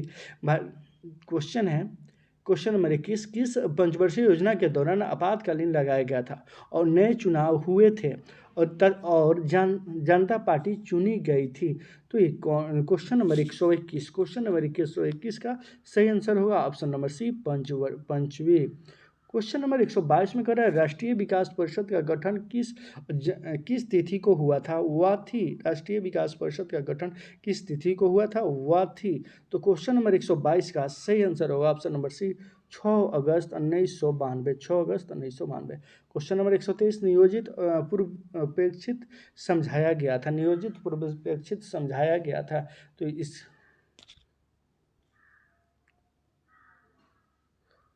इसका सही आंसर हो जाएगा, इसमें से चारों ये सभी हो जाएगा। इसका सही आंसर होगा सभी चारों। क्वेश्चन नंबर 124, क्वेश्चन नंबर 124 में करा है वित्त आयोग के नए अध्यक्ष के लिए जरूरी है कि वह वित्त आयोग के अध्यक्ष के लिए जरूरी है कि वह क्वेश्चन नंबर है आपका 124, वह क्या होना चाहिए? वह सार्वजनिक मामले में अनुभव वाला व्यक्ति हो, सार्वजनिक मामले में अनुभव वाला व्यक्ति हो। क्वेश्चन नंबर 125, क्वेश्चन नंबर 125 में राष्ट्रीय नियोजन में रोपिंग प्लान की अवधारणा लागू की गई थी। तो क्वेश्चन नंबर 125 का सही आंसर होगा जनता सरकार के द्वारा। क्वेश्चन नंबर 26 में भारत में योजना अवकाश की अवधि थी, तो 1966 से 1969 तक, 1966 से 1969 तक। क्वेश्चन नंबर 127 में करा 11वीं पंचवर्षीय योजना का उद्देश्य था, 11वीं पंचवर्षीय योजना का उद्देश्य था। तो इसका सही आंसर होगा ऑप्शन नंबर बी, समाविष्ट आर्थिक विकास वृद्धि। क्वेश्चन नंबर 128 कर रहा है किस पंचवर्षीय योजना के अंतर्गत समाजवादी ढांचे की संकल्प लिया गया था। क्वेश्चन नंबर 128 का सही 128 का सही आंसर होगा ऑप्शन नंबर बी, द्वितीय पंचवर्षीय योजना। क्वेश्चन नंबर 129 में करा निम्नलिखित पंचवर्षीय योजना में कौन सी योजना अनाविष्ट हुई और दो युद्धों के कारण प्रभावित हुई? तो क्वेश्चन नंबर 129 का सही आंसर होगा ऑप्शन नंबर बी, तृतीय पंचवर्षीय योजना। क्वेश्चन नंबर 130 की तरफ चलें। क्वेश्चन नंबर 130 में कह रहा है 20 सूत्रीय आर्थिक कार्यक्रम प्रथम बार किस वर्ष आरंभ किया गया था? तो क्वेश्चन नंबर 130 का सही आंसर होगा ऑप्शन नंबर बी, यानी 1975 में। क्वेश्चन नंबर 31 में कह रहा है किस पंचवर्षीय योजना में भारी उद्योग को प्राथमिकता दी गई थी? किस पंचवर्षीय योजना में भारी उद्योग की प्राथमिकता दी गई थी? तो क्वेश्चन नंबर 131 का सही आंसर होगा ऑप्शन नंबर ए, द्वितीय पंचवर्षीय योजना में। क्वेश्चन नंबर 132 की तरफ चलें तो क्वेश्चन नंबर 132 में करा नीति आयोग के विषय में निम्नलिखित में से कौन सा एक सही नहीं है? कह रहा सही नहीं है। तो क्वेश्चन नंबर 132 का सही आंसर होगा ऑप्शन नंबर बी, इसमें एक पूर्णकालीन अध्यक्षता होती है। क्वेश्चन नंबर 133 की तरफ चलें तो क्वेश्चन नंबर 133 में है योजना काल में सर्वाधिक समृद्धि दर किस योजना से प्राप्त की गई थी? तो क्वेश्चन नंबर 33 का सही आंसर होगा ऑप्शन नंबर बी, 10वीं पंचवर्षीय योजना से। क्वेश्चन नंबर 134 में करा चालू योजना रोलिंग प्लान के निम्नलिखित पर विचार कीजिए।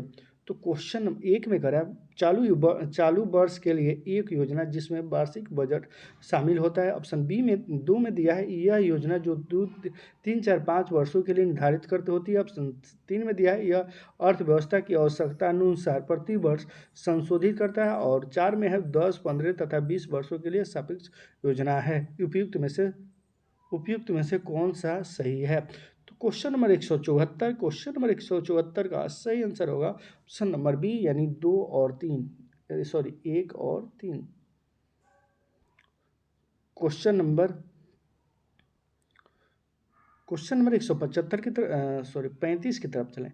तो क्वेश्चन नंबर 135 में करा मोनहर महालोबित विकास की युक्त निम्नलिखित में से किस एक पंचवर्षीय योजना द्वारा पहली बार कार्यविहित की गई थी। तो क्वेश्चन नंबर 145, क्वेश्चन नंबर 135 का सही आंसर होगा ऑप्शन नंबर बी, दूसरी पंचवर्षीय योजना, दूसरी पंचवर्षीय योजना। क्वेश्चन नंबर 136, क्वेश्चन नंबर 136 की तरफ चलें। तो क्वेश्चन नंबर 136 में कह रहा है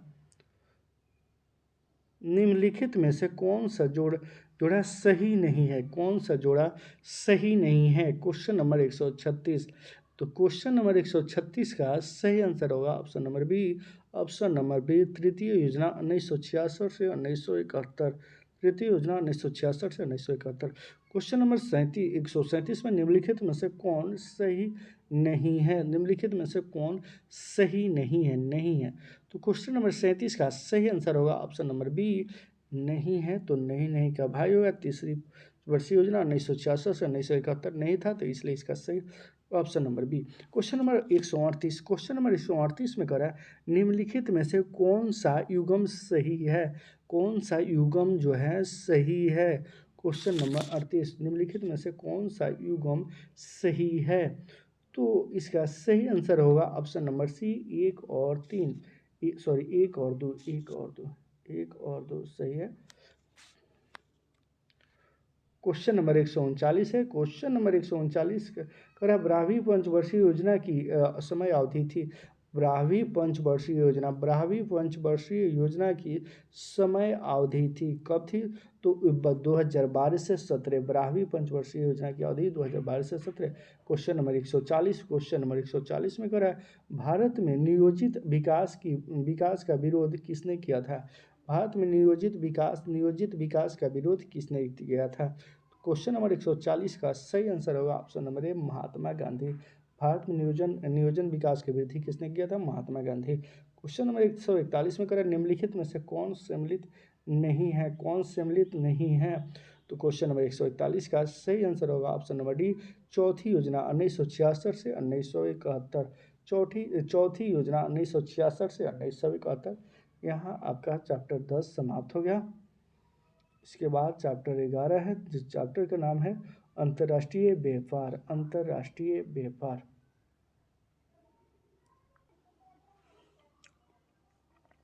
तो अंतर्राष्ट्रीय व्यापार के क्वेश्चन नंबर 1 की तरफ चलें। तो क्वेश्चन नंबर 1 जो आपके स्क्रीन पे है, क्वेश्चन नंबर 1 में कह रहा है अंतर्राष्ट्रीय व्यापार का मूल आधार है, अंतर्राष्ट्रीय व्यापार का मूल आधार है, क्या हो जाएगा, निरपेक्ष लाभ एवं तुलनात्मक लाभ। ऑप्शन ए इसका सही आंसर होगा। क्वेश्चन नंबर 2 में करें अंतर्राष्ट्रीय व्यापार का प्रमुख प्रहारी है, अंतर्राष्ट्रीय व्यापार का प्रमुख प्रहारी WTO, इसका सही आंसर होगा। क्वेश्चन नंबर 3 की तरफ चलें। तो क्वेश्चन नंबर 3 में है मुक्त व्यापार से क्या तात्पर्य है, मुक्त व्यापार से क्या तात्पर्य है, आयात और निर्यात में कोई प्रतिबंध नहीं होता। ऑप्शन बी इसका सही आंसर होगा।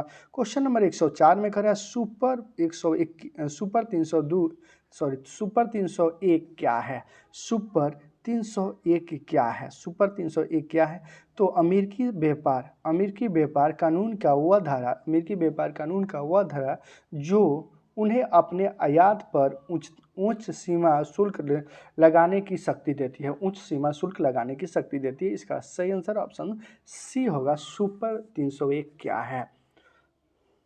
तो सुपर 301 अमेरिकी कानून की वह धारा है जिन्हें उन्हें अपने आयात पर उच्च सीमा शुल्क लगाने की शक्ति देती है।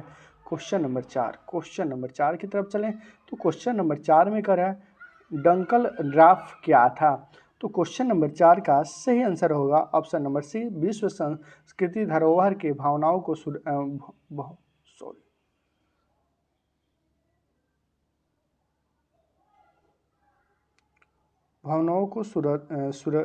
सुरक्षित रखने के संबंध में ऑप्शन सी इसका सही आंसर होगा। क्वेश्चन नंबर 6 की तरफ चलें तो क्वेश्चन नंबर 6 में है ब्रेक इवन बिंदु क्या है, ब्रेक इवन बिंदु क्या है, ब्रेक इवन। तो क्वेश्चन नंबर 6 का सही आंसर हो जाएगा ऑप्शन नंबर सी, यह वह स्थिति जब फर्म को ना लाभ ना हानि की हो रही हो, वह स्थिति जब फर्म को ना लाभ हो रही है और ना ही हानि हो रही है। तो क्वेश्चन नंबर 107 में कह रहा है निर्यात मूलक इकाइयाँ वे फर्म होती है जिसमें जिससे आशा की जाती है कि वह क्या हो जाएगा, वह उत्पादन का बड़ा भाग निर्यात करती है, क्वेश्चन नंबर 108 में कर है ईसीजीसी संबंधित है, तो निर्यात समृद्धि से ऑप्शन ए इसका सही आंसर होगा। क्वेश्चन नंबर 9 की तरफ चलें तो क्वेश्चन नंबर 9 जो आपकी स्क्रीन पे है, क्वेश्चन नंबर 9 में कर रहा है ट्रेड फ्लाइंट्स की स्थापना का उद्देश्य था, क्या था, तो आयात निर्यात संबंधी सूचनाओं का आयात प्रदान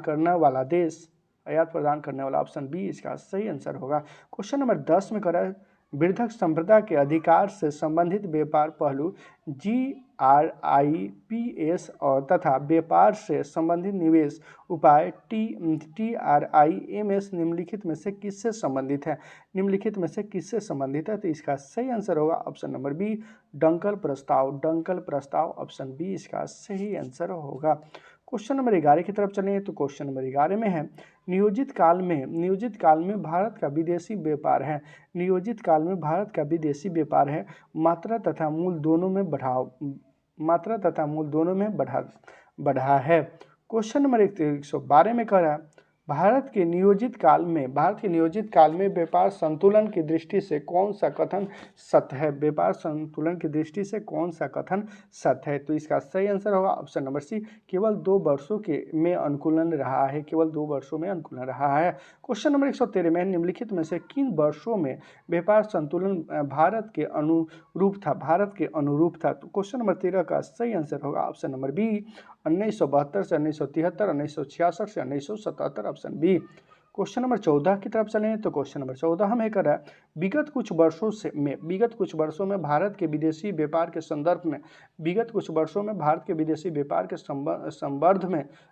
में निम्नलिखित में से कौन सा कथन सत्य है, तो क्वेश्चन नंबर 14 का सही आंसर होगा ऑप्शन नंबर डी आयात और निर्यात दोनों बढ़ाता है। क्वेश्चन नंबर 115 में कह रहा है योजना में कितनी बार भारत का विदेशी व्यापार शेष अनुकूलन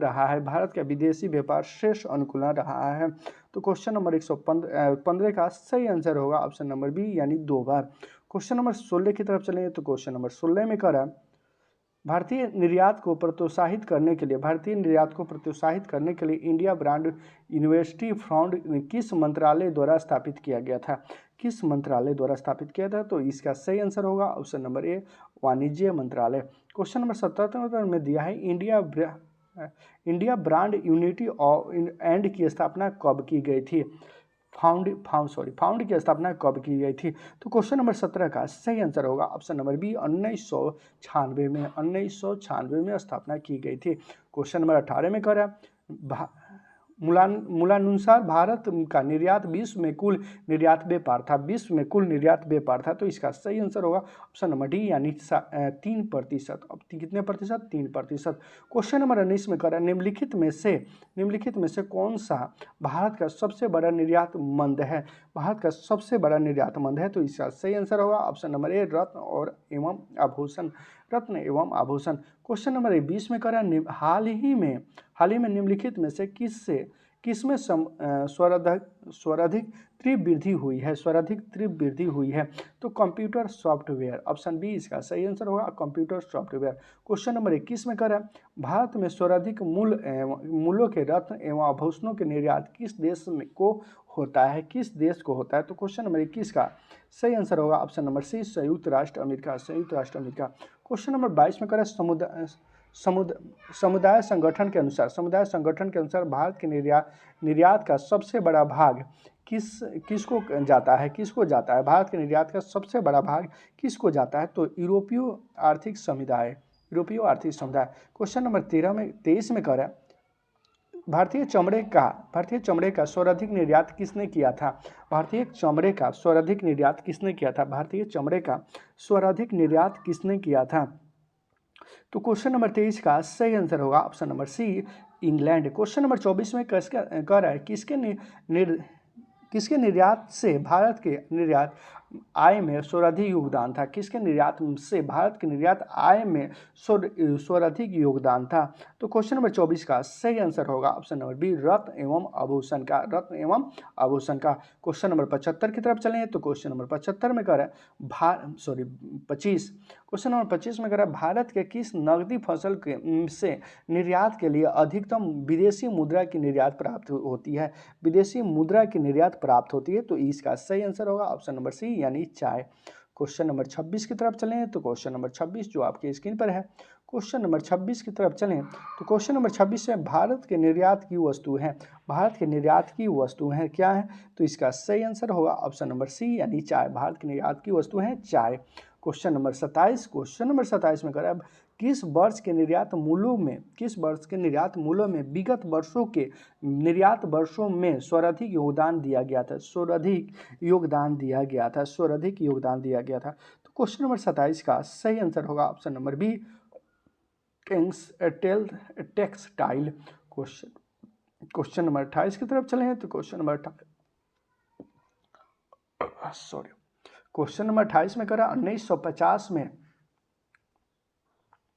क्वेश्चन नंबर 28 1950 में विदेशी निर्यात में भारत का योगदान 1.85% था। वर्तमान में यह लगभग है कितना है?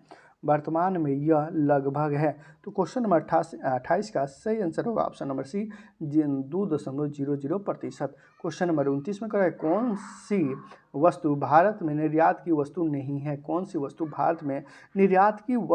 है? तो क्वेश्चन नंबर 29 का सही आंसर होगा ऑप्शन नंबर बी, अबरख। क्वेश्चन नंबर 30 की तरफ चलें तो क्वेश्चन नंबर 30 में कह रहा हाल के वर्षों में भारत में आयात का सबसे बड़ा मंद है क्या है? तो पूंजीगत वस्तुओं और पेट्रोलियम पदार्थ ऑप्शन बी इसका सही आंसर होगा। क्वेश्चन नंबर 31 की तरफ चलें तो क्वेश्चन नंबर 31 में कह रहा है निम्नलिखित वर्षों में से किस वर्ग के देशों के साथ भारत का सर्वाधिक आयात व्यापार है? तो इसका सही आंसर होगा option number B, OPEC। Question number 32 में निम्नलिखित में से कौन सी भारत में निर्यात की एक वस्तु है? अभियांत्रिक वस्तु ऑप्शन सी।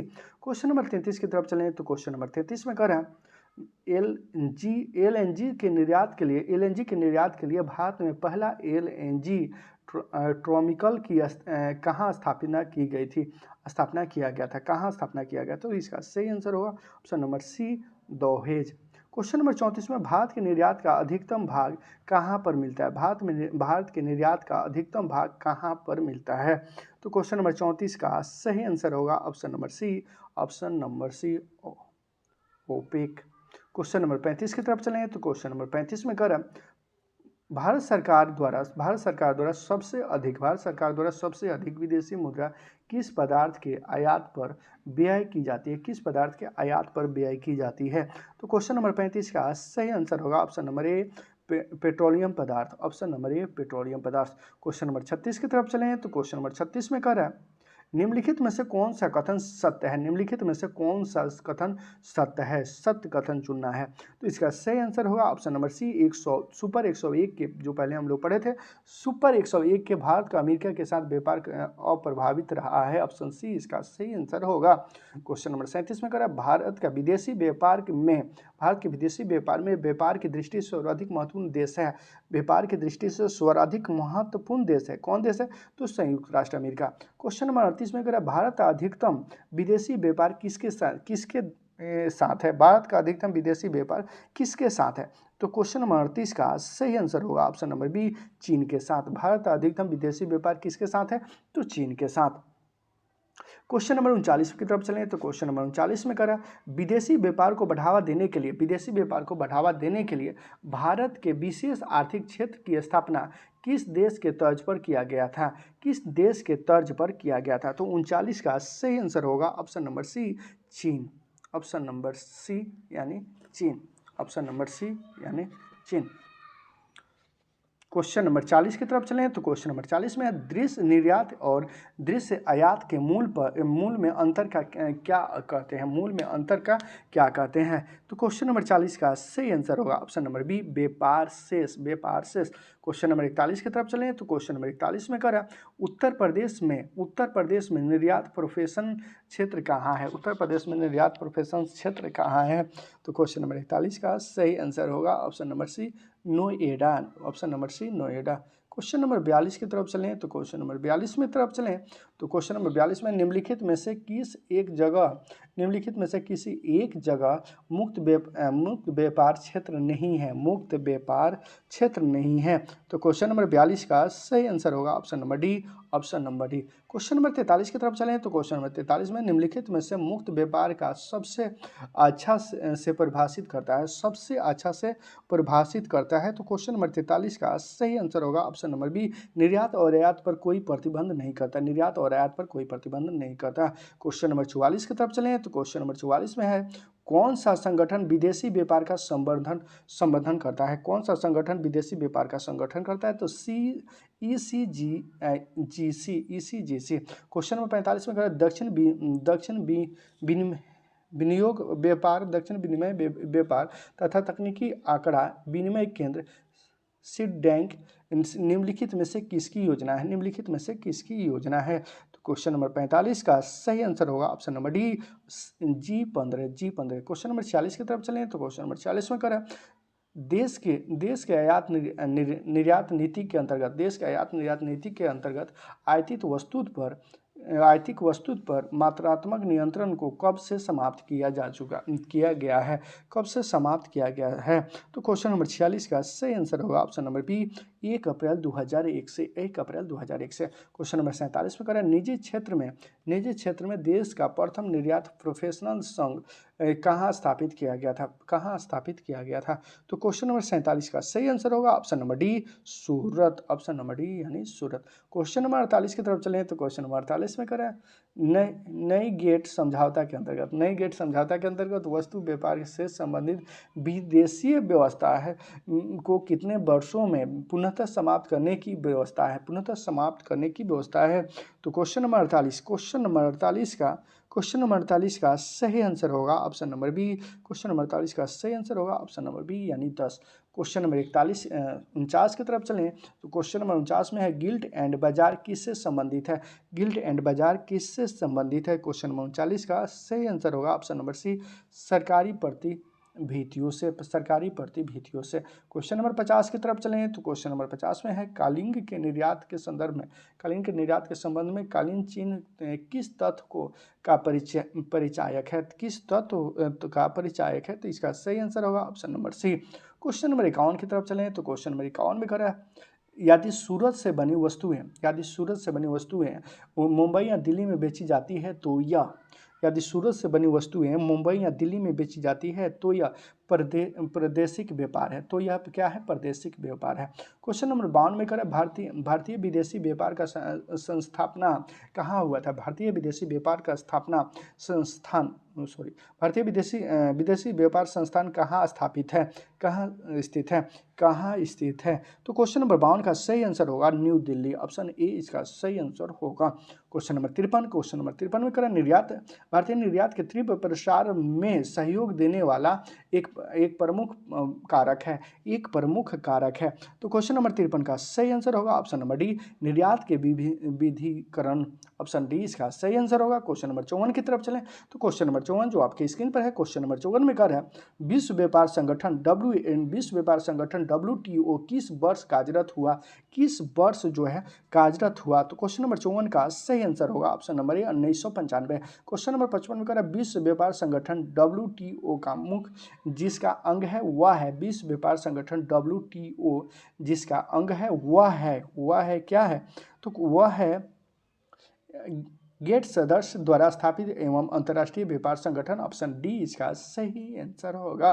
क्वेश्चन नंबर 56 की तरफ चलें तो क्वेश्चन नंबर 56 में करा किस देश का भुगतान संतुलन किसी उसका व्यवस्थापित अभिलेख है, उसका व्यवस्थापिक अभिलेख है, क्या है उसका व्यवस्थापिक अभिलेख है। तो इसका सही आंसर होगा ऑप्शन नंबर ए, निर्धारित समय के दौरान सामान्य एक वर्ष से निर्यात और आयात और निर्यात का लेन देन। क्वेश्चन नंबर 57 में करा भुगतान संतुलन का निहित होता है, भुगतान संतुलन का निहित होता है कब होता है, तो अदृश्य व्यापारक ऋण। ऑप्शन डी इसका सही आंसर होगा option number D. Question number 58 की तरफ चलें तो क्वेश्चन नंबर 58 में करा किस वर्ष में विदेशी विनिमय प्रबंधन अधिनियम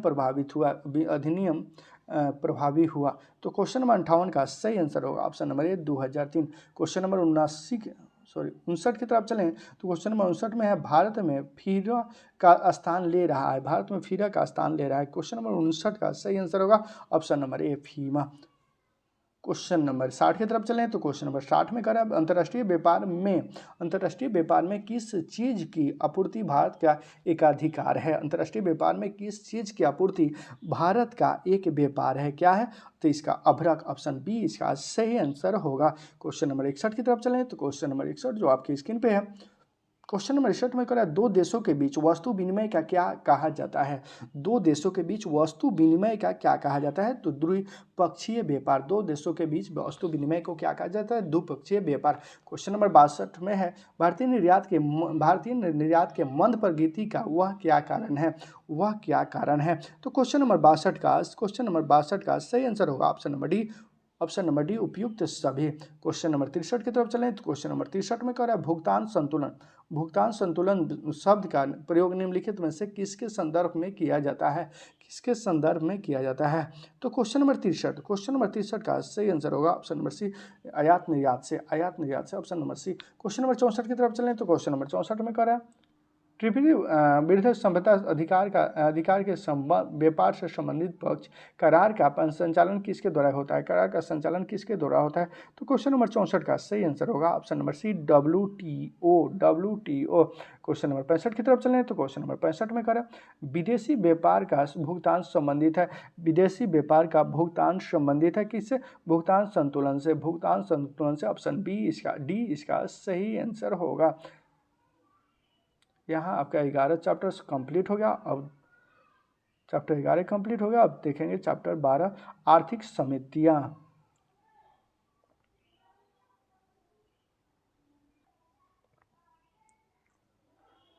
चैप्टर 12 आर्थिक समितियाँ। क्वेश्चन नंबर 1 की तरफ चलें तो क्वेश्चन नंबर 1 में मीरा सेठ समिति का संबंध किससे था, तो इसका सही आंसर होगा ऑप्शन नंबर ए करधरे के विकास से ऑप्शन ए इसका सही आंसर होगा। क्वेश्चन नंबर 2 की तरफ चलें तो क्वेश्चन नंबर 2 आपकी स्क्रीन पर है। क्वेश्चन नंबर 2 में करा शंकर काल गुरु समिति का संबंध किससे था, समिति का संबंध किससे था, तो इसका भी सही आंसर होगा ऑप्शन नंबर ए कृषि विपणन से क्वेश्चन नंबर 3 की तरफ चलें तो क्वेश्चन नंबर 3 में कह रहा है जानकी रमन समिति का गठन किस उद्देश्य से किया गया था, जानकी रमन समिति का गठन किस उद्देश्य से किया गया था, तो बैंकों की प्रतिभूतियों और के सदैव के जांच हेतु। क्वेश्चन नंबर 4 में अगर नाटक समिति का संबंध किससे है, तो क्वेश्चन नंबर 4 का सही आंसर होगा ऑप्शन नंबर बी लघु उद्योग से।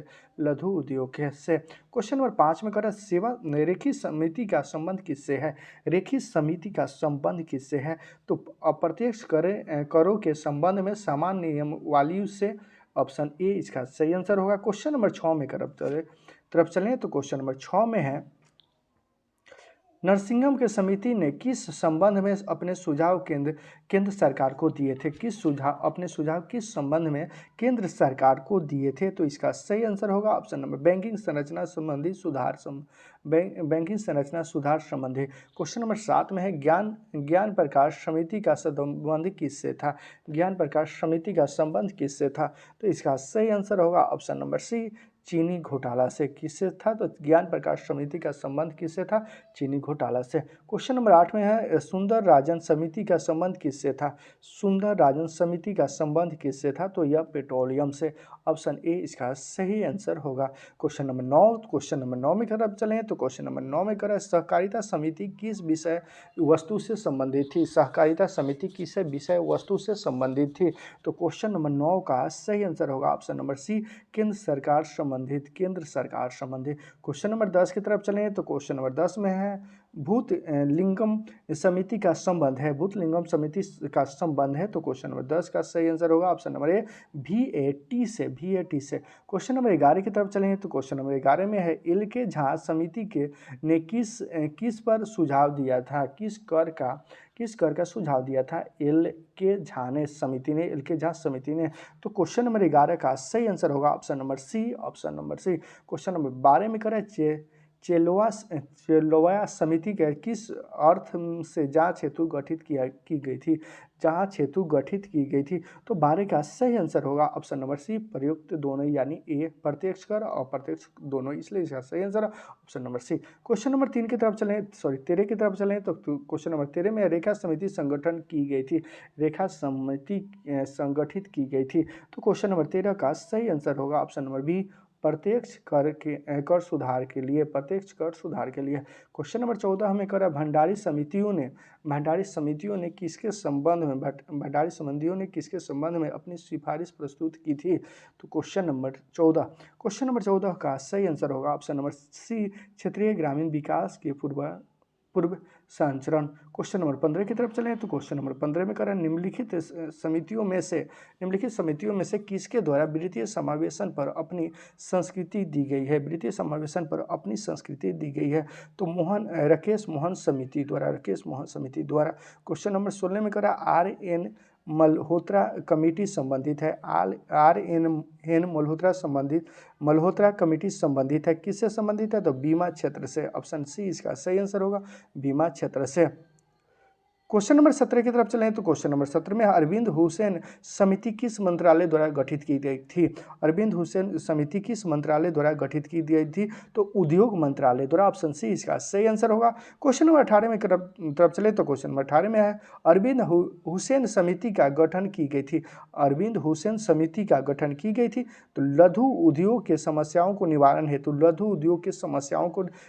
हेतु किस मंत्रालय द्वारा की गई थी? तो उद्योग मंत्रालय द्वारा। क्वेश्चन नंबर 19 की तरफ चलें तो क्वेश्चन नंबर 19 जो आपकी स्क्रीन पर है, क्वेश्चन नंबर 19 में करा नायक समिति का संस्थापक का उद्देश्य था। नायक समिति के संस्थापक का उद्देश्य था तो इसका छोटे पैमाने के उद्योग के साख समस्या को जांच करना और छोटे पैमाने के उद्योग संबंधी पहलुओं को जांच करना। ऑप्शन बी सी इसका सही आंसर होगा, यानी ए और बी दोनों। क्वेश्चन नंबर 20 की तरफ चलें तो क्वेश्चन नंबर 20 में करा चंद्रशेखर समिति किससे संबंधित है? चंद्रशेखर समिति किससे संबंधित है? तो शेयरों से।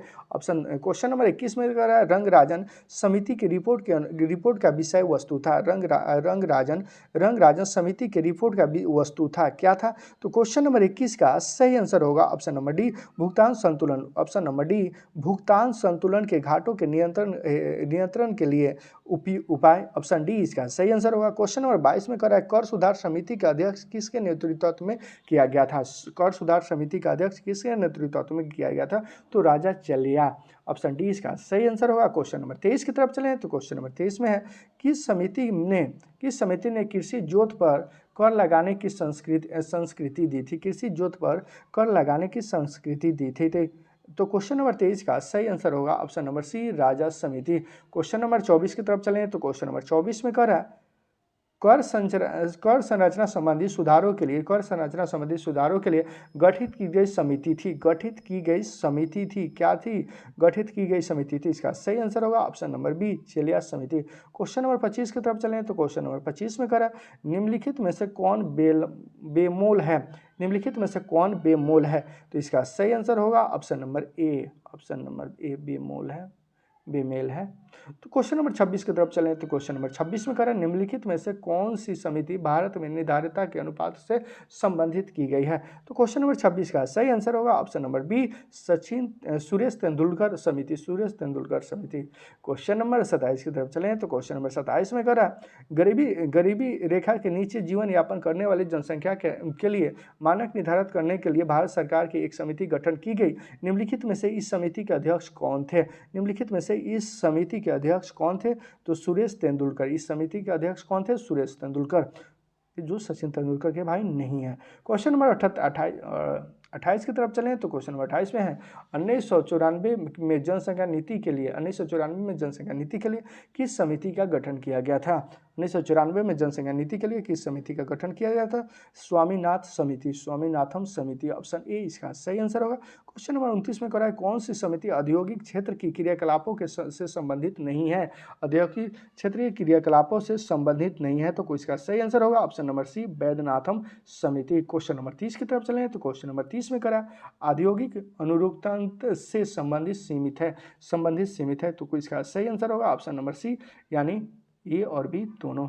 तिवारी समिति और गोस्वामी समिति, उपयुक्त दोनों, तिवारी समिति और गोस्वामी समिति। क्वेश्चन नंबर 31 की तरफ चलें तो क्वेश्चन नंबर 31 में है सार्वजनिक वितरण प्रणाली से संबंधित सीमित है। सार्वजनिक वितरण प्रणाली से सीमित है, तो क्या है? वेणुगोपाल समिति। क्वेश्चन नंबर 32 में अगर अप्रत्यक्ष कर से संबंधित सीमित है, तो रेखी समिति, ऑप्शन सी इसका सही आंसर होगा। क्वेश्चन नंबर 33 की तरफ चलें तो क्वेश्चन नंबर 33 में करें अप्रत्यक्ष कर से संबंधित समिति नहीं है। क्वेश्चन नंबर 33 का सही आंसर होगा option number B. Question number 34 की तरफ चलें तो क्वेश्चन नंबर 34 जो आपकी स्क्रीन पर है, क्वेश्चन नंबर 34 में करा भारत में गठित पहली सहकारी समिति थी। तो क्वेश्चन नंबर 34 का सही आंसर होगा ऑप्शन नंबर ए, साख समिति। भारत में गठित पहली सहकारी समिति थी साख समिति। क्वेश्चन नंबर 35 में नरसिंघम रिपोर्ट के संबंध किससे पुनर्गठन से है? नरसिंघम रिपोर्ट का संबंध किसके पुनर्गठन से है? तो क्वेश्चन नंबर 35 का सही आंसर हो जाएगा ऑप्शन नंबर सी, बैंकिंग व्यवस्था। क्वेश्चन नंबर 36 की तरफ चलें तो क्वेश्चन नंबर 36 में कह रहा है चेलिया समिति का संबंध है किससे संबंध है? तो ऑप्शन ए, प्रत्यक्ष और अप्रत्यक्ष प्रणाली के सुधार में। क्वेश्चन नंबर 37 की तरफ चलें तो क्वेश्चन नंबर 37 जो आपकी स्क्रीन पर है, क्वेश्चन नंबर 37 की तरफ चलें तो क्वेश्चन नंबर 37 में करा बीके चतुर्वेदी कमेटी में निम्नलिखित में से किससे समिति कार्य नहीं किया? तो क्वेश्चन नंबर 37 का सही आंसर होगा ऑप्शन नंबर डी, तेल क्षेत्र में कीमत सुधार। ऑप्शन 37 का सही आंसर होगा option number D. Question number 38 में तारापुर समिति के निम्नलिखित में से किस एक से संबंधित नहीं थी? तो क्वेश्चन नंबर 38 का सही आंसर होगा ऑप्शन नंबर बी, पूर्ण पूंजी लेखा सम परिवर्तनीयता। क्वेश्चन नंबर 39 की तरफ चलें तो क्वेश्चन नंबर 39 जो आपके स्क्रीन पर है, क्वेश्चन नंबर 39 में करें निम्नलिखित समितियों में से किस समिति ने भारत में वित्तीय क्षेत्र सुधारों की जांच की सुझाव दी है? तो क्वेश्चन नंबर 39 का सही आंसर होगा ऑप्शन नंबर सी, नरसिंघम समितियां। क्वेश्चन नंबर 40 में केलकर ट्रस्ट फोर्स की सिफारिश का संबंध किससे है? टेलकर ट्रस्ट फोर्स के सिफारिश का संबंध किससे है? तो क्वेश्चन नंबर 40 का सही आंसर हो जाएगा ऑप्शन नंबर बी, करों से। क्वेश्चन नंबर 41 की तरफ चलें तो क्वेश्चन नंबर 41 करें राज कमेटी किससे संबंधित थी? तो कृषि से। राज कमेटी किससे संबंधित थी? तो कृषि से। क्वेश्चन नंबर 42 की तरफ चलें तो क्वेश्चन नंबर 42 कह रहा है भारत आयकर अधिनियम के धारा 88 में उपलब्ध आयकर छूट को समाप्त करने की सिफारिश निम्नलिखित में से किस समिति की दी गई थी? निम्नलिखित में से किस समिति को दी गई थी? तो क्वेश्चन नंबर 42 का सही आंसर होगा ऑप्शन नंबर बी, केलकर समिति। क्वेश्चन नंबर 43 में कह रहा है दीपक पारीख कमेटी अन्य चीज़ों के साथ साथ निम्नलिखित में से किसी एक उद्देश्य के लिए गठित की गई थी। निम्नलिखित में से किसी एक उद्देश्य के लिए गठित की गई थी, तो इसका सही आंसर होगा ऑप्शन नंबर बी, अवसंरचना के विकास और वृत्तियों के लिए उपाय सुझाना। ऑप्शन बी इसका सही आंसर होगा। चैप्टर 13 की तरफ चलें, लास्ट चैप्टर है और साथ आज कंप्लीट हो रहा है इस चैप्टर में।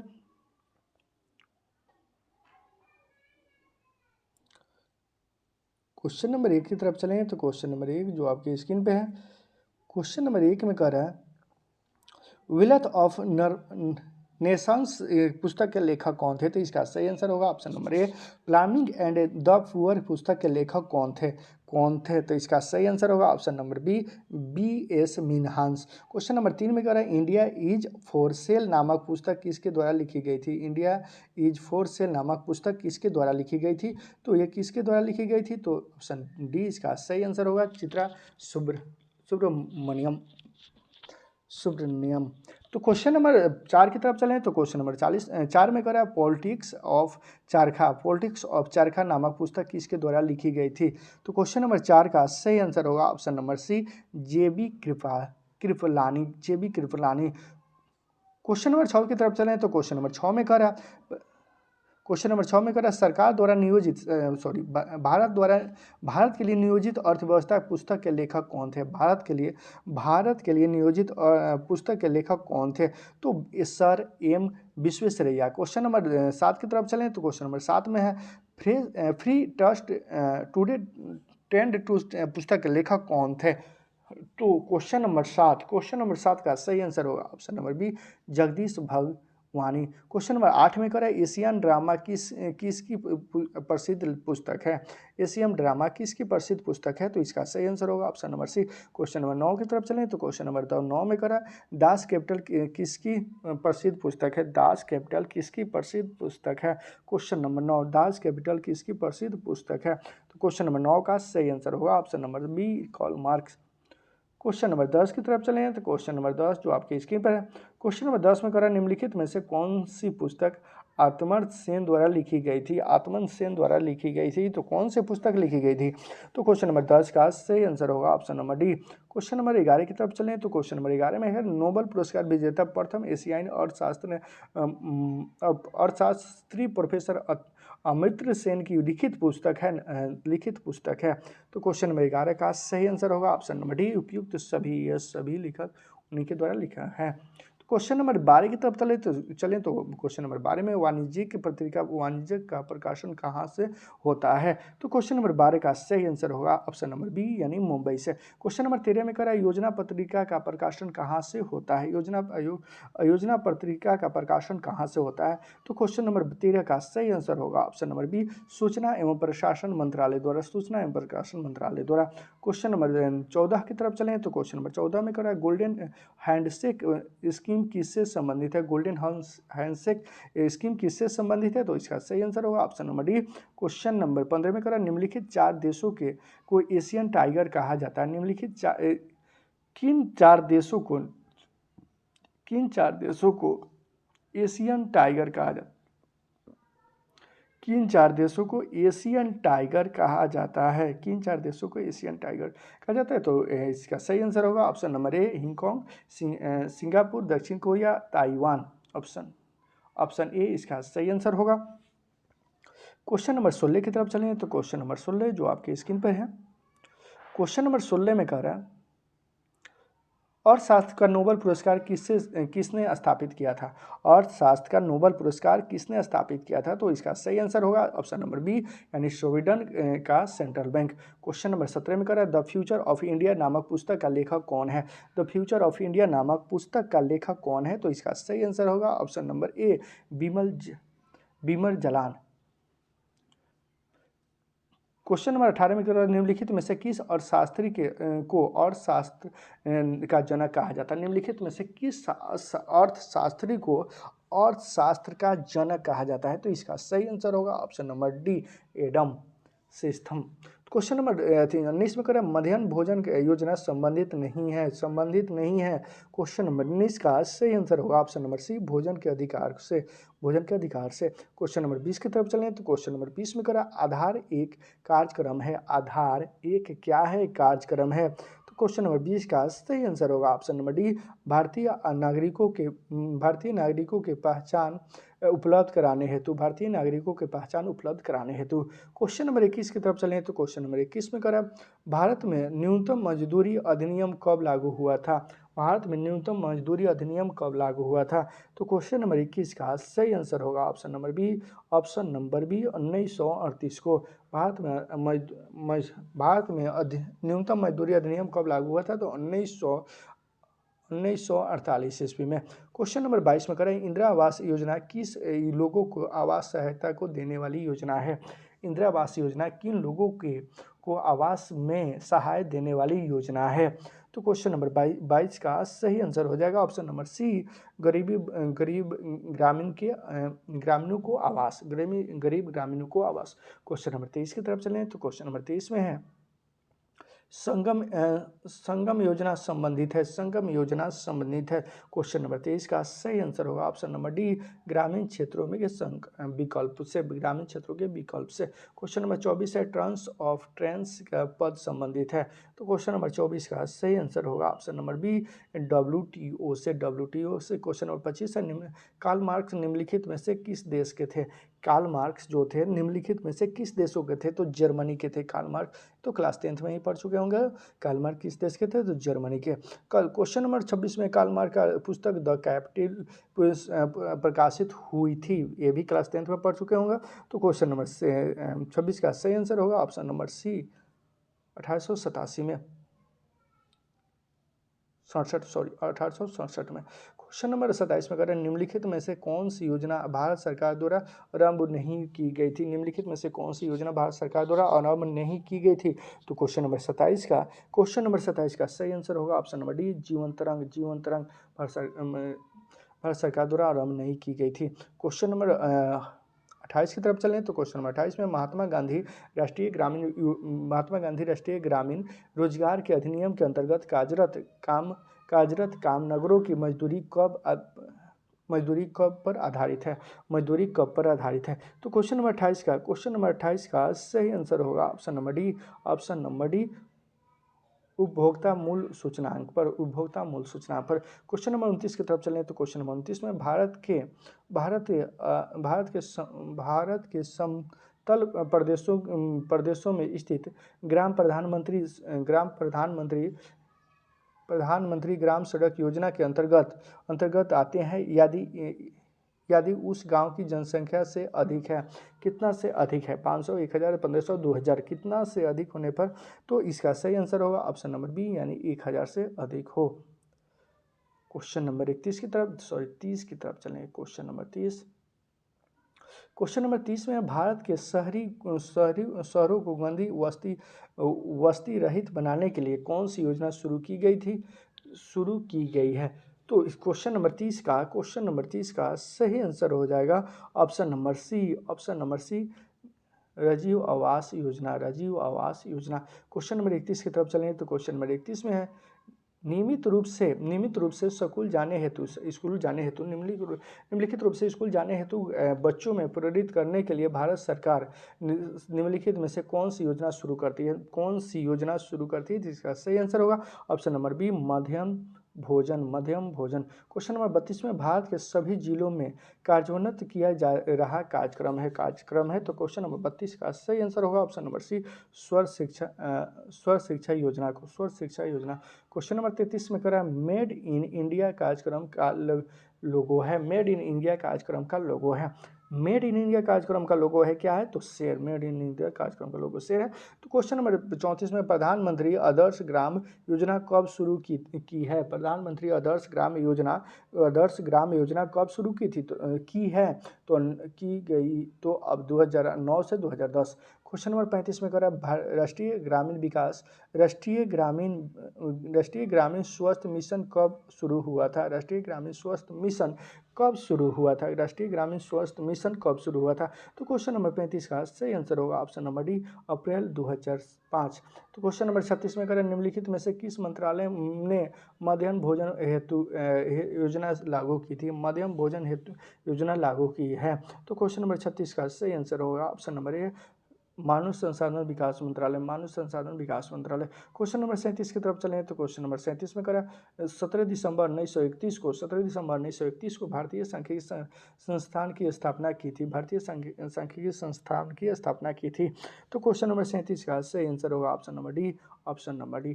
क्वेश्चन नंबर 38 में करा अटल पेंशन योजना लागू की गई थी। अटल पेंशन योजना लागू की गई थी तो 9 मई 2015 को अटल पेंशन योजना लागू की गई थी 9 मई 2015 को। क्वेश्चन नंबर 39 में कह रहा है मेड इन इंडिया कार्यक्रम आरंभ हुआ था। मेड इन इंडिया कार्यक्रम आरंभ हुआ था सितंबर 2014 में। सितंबर 2014 में मेड इन इंडिया कार्यक्रम शुरू हुआ था। क्वेश्चन नंबर 40 में भारत सरकार का कौन सा मंत्रालय भारत की विदेशी व्यापार नीति से संबंधित है? भारत की विदेशी व्यापार नीति से संबंधित है तो कौन से हो जाएगा? ऑप्शन सी इसका वाणिज्य एवं उद्योग मंत्रालय, वाणिज्य एवं उद्योग मंत्रालय। क्वेश्चन नंबर 41 की तरफ चलें तो क्वेश्चन नंबर 41 में करें निम्नलिखित में से कौन सा भारत में सतत विकास लक्ष्य के कार्यक्रम के लिए एक नोडल संस्था है? एक क्या है? नोडल संस्था है। तो क्वेश्चन नंबर 41 का सही आंसर हो जाएगा ऑप्शन नंबर सी, नीति आयोग। क्वेश्चन नंबर 42 की तरफ चलें तो क्वेश्चन नंबर 42 में कहा मनरेगा का मुख्य उद्देश्य निम्नलिखित में से कौन सा एक नहीं है? मनरेगा का उद्देश्य निम्नलिखित में से कौन सा एक नहीं है करा। तो क्वेश्चन नंबर 42 का सही आंसर होगा ऑप्शन नंबर बी। यहाँ आपका अर्थशास्त्र आज कंप्लीट हो गया।